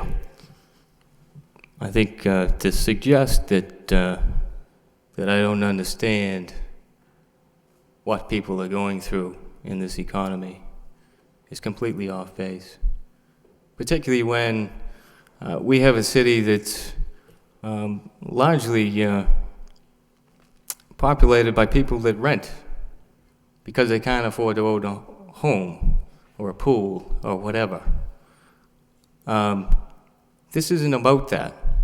This is not an argument about whether we support taxes, tax increases, or not. This is an argument about whether it makes sense to take a decision prior to having all the information. And on that argument, I'm pretty clear. I don't support making decisions without all the information. Thank you, Mr. Chair. Roll call on the amended motion.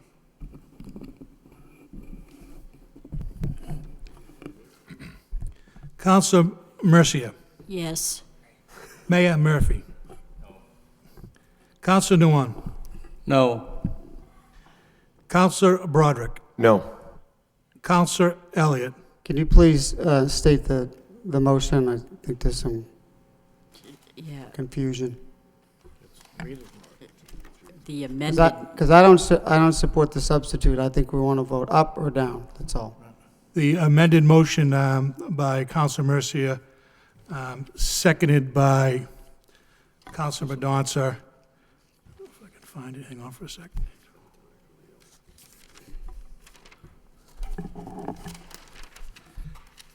City Council vote to request city manager to develop fiscal year 13 budget without property tax increase if possible. No. Councilor Kennedy. Yes. Councilor Laurie. Yes. Councilor Martin. No. Councilor Madonza. Yes. 4 yeas, 5 nays, motion fails. Motion fails. We're back to the original motion. Roll call.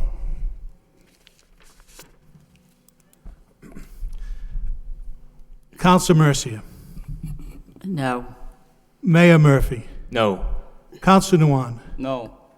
Councilor Broderick. No. Councilor Elliott. Yes. Councilor Kennedy. Yes. Councilor Laurie. No. Councilor Martin. No. Councilor Madonza. Yes. Motion fails, 3 yeas, 6 nays. Motion fails. If the mayor will resume the chair.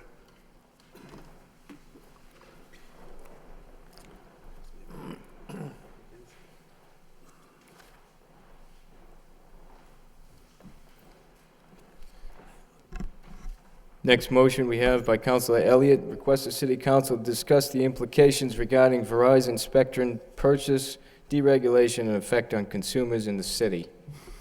Seconded by Councilor Broderick. Thank you, Mr. Councilor Mayor. Elliott. I want to withdraw this. The individual that wanted to come and speak couldn't make it tonight, so motion, pardon me? I'll speak to you after the meeting, Councilor. I think I know who wants to speak, and I think I have a meeting set up with. Oh, okay, yeah. So, I mean, I'd just like the motion to delay then, rather than just withdraw. Motion to delay, seconded by Councilor Laurie. All those in favor signify by saying aye. Opposed? So voted. Next motion is by Councilor Martin, request the City Council to adopt the resolution in support of House Bill 1355 regarding mandatory mediation prior to foreclosure. Seconded by Councilor Madonza. Councilor Martin. Thank you, Mr. Mayor. I was, as chairman of the Housing Subcommittee, I was invited to attend a meeting of the Foreclosure Prevention Task Force with various members, local lending community, bankers, and members of the state delegation. This is a bill pending before the legislature, and you know, it's past really the time to be reported out of committee. However, this bill, without getting too bogged down in their rules, is on an extension order, so it hasn't completely died yet. There is some controversy about it. It would be funded through an increased fee in what banks pay to begin the foreclosure process. Without a funding source, it's kind of dead on arrival in the legislature. However, with the funding source, it kind of meets resistance of the various lobby groups. However, the delegation's at least committed to try and move ahead on this and get it reported out of committee and acted on this year. It does seem, I don't want to characterize whether it's a long shot or not, but they're going to try, and they thought a letter of endorsement or resolution from the council might be helpful to their efforts. I would also report at the meeting we heard from the Foreclosure Prevention Task Force. They've had some success working with people, approximately 400 families, and maybe I'm going to get the statistics wrong, but more than half certainly. They've had results in delaying foreclosure, modifying a loan, and they report very good results working with local banks here in Lowell and the surrounding communities. Where they run into problems are with the national lenders who have bigger problems, and you can never get to a decision maker. And so this bill would make it mandatory. Right now there's a kind of a 5-month waiting period, and during that period there'd be some mandatory mediation that's required.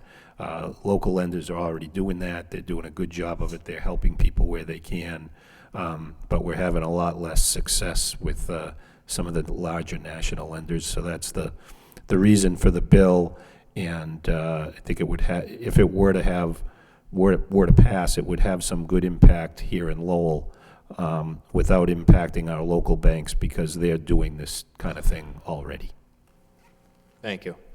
Any further discussion on the motion?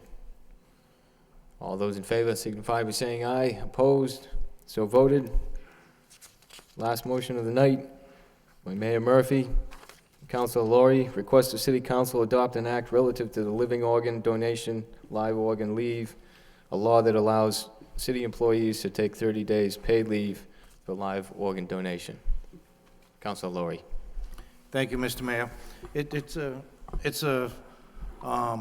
The state has a right now where you can get 30 days leave if you're going to make a donation. It would be a kidney, liver, pancreas, lung, intestine, heart. The employees would give 7 days notice to the city that they would be off, and they can be intermittent with the leave. If they had to undergo tests before the surgery, they could take 2 or 3 days off and still leave 27. We heard the stories tonight from people who have survived with heart and liver transplants. It would be for all the employees in the city, but except contract employees, intermittent employees, or other people who are not eligible for leave, my suggestion would be to send it to the law department, have them look at it, and send it down to personnel, if in fact the council does approve it tonight. But I do ask that we do approve this for those who make that sacrifice. Thank you. Thank you, Councilor. Any further discussion on the motion? All those in favor signify by saying aye. Opposed? So voted. Councilor Mercia. Thank you, Mr. Mayor. Before we adjourn, I'd like to quickly talk about tomorrow. Tomorrow, April 11th, from 5:30 to 7:30, the Greater Lowell Health Alliance is inviting parents and adults, caregivers, law enforcement officers, educators, healthcare providers, and the youth of the city to an event that raises awareness on underage drinking and other drugs. That'll be at the Butler School, 1140 Gorham Street, from 5:30 to 7:30 tomorrow. Very informative, and I asked through a motion that how are we addressing the underage drinking, the alcohol, the opiates, and this is going to be discussed, so that'll be a very good evening of information. And lastly, and I won't belabor the issue, but it's very important, we're talking about taxes, we're talking about foreclosures, we're talking about homelessness. Well, CTI is having a very great event to raise money for just this cause of homelessness. Please join us aboard the mighty Merrimack Riverboat Queen on April 19th on a Thursday from 6 to 10 at the Lowell Memorial Auditorium. You will see some great entertainment, 2 live floor shows with female impersonators from New York, California. They're impersonators of Celine Dion and Barbara Streisand and Lady Gaga, and it's going to be tremendous. You have a chance to win a $500 trip for 2 to Las Vegas. There'll be card magicians. Is that you, Henry? No, but we could probably learn something, though, right? Maybe we could get some pointers on it. So this is going to be a great event. It's $50. $50 will go a long way to help the people in need that are homeless. So thank you for letting me say that. Thank you, Councilor. Councilor Noon. Thank you, Mayor Murphy. I just want to make the announcement. I know that council received an invitation. This weekend is going to be Cambodian New Year, particularly on a Sunday. The city has been kind to the Cambodian community, and particularly the administrations. And I know I mentioned Tom Belgard, that Sunday is going to be a celebration of the installation of the banner that will signify the Cambodian towns on Middlesex Street. They're going to put it up on sometime on Friday. Sunday is going to be a celebration of that, and in conjunction with the Cambodian New Year's. And the manager and the mayors as well was invited, and so did others, state representative for our city. It's going to be between 12 and 4 o'clock, and I would invite the public as well as my fellow councilor to attend. along that line, there's also a lot of the Cambodian temple also celebrate as well. The one on Cambridge Street, one in North Chelmsford, and one that the J.J. Boomers, they put a trailer now. They want to build. There's some issue there, but that's aside the celebration. Cambodian New Year is this weekend. So I want to thank the mayor for acknowledging and allow me to pass out this information. Thank you. Thank you, Councilor. Councilor Broderick? Thank you, Mr. Mayor. With the support of my colleagues, next week is school vacation, and I know there's been some discussion about canceling next week's meeting, so I would put that in the form of a motion if it is something my colleagues would like to support. Motion by Councilor Broderick, seconded by Councilor Martin. Roll call. Any discussion? Councilor Elliott? No, but I think a subcommittee was just set up, wasn't it, Mr. Clerk? 24th. Before that, for the technology? The 24th was public safety. Yeah, I had asked the clerk to poll the members of the committee, but we hadn't had a chance to speak. So if the meeting's off, we can do it on a different date. I don't think that it's time sensitive, the subcommittee meeting. Any further discussion on the motion? Councilor Noon. Is Councilor Broderick going somewhere? And that's why the motion is. Thinking about it, I think. I'd like to. Roll call, please. Councilor Mercia. No. Mayor Murphy. Yes. Councilor Nguyen. I'm going vacation. Thanks. Yes. Councilor Broderick. Yes. Councilor Elliott. No. Councilor Kennedy. Yes. Councilor Laurie. Yes. Councilor Martin. Yes. Councilor Madonza. Yes. 7 yeas, 2 nays. So moved. Motion to adjourn by Councilor Laurie, second by Councilor Broderick. All those in favor, signify by saying aye. Opposed? We'll see you in 2 weeks.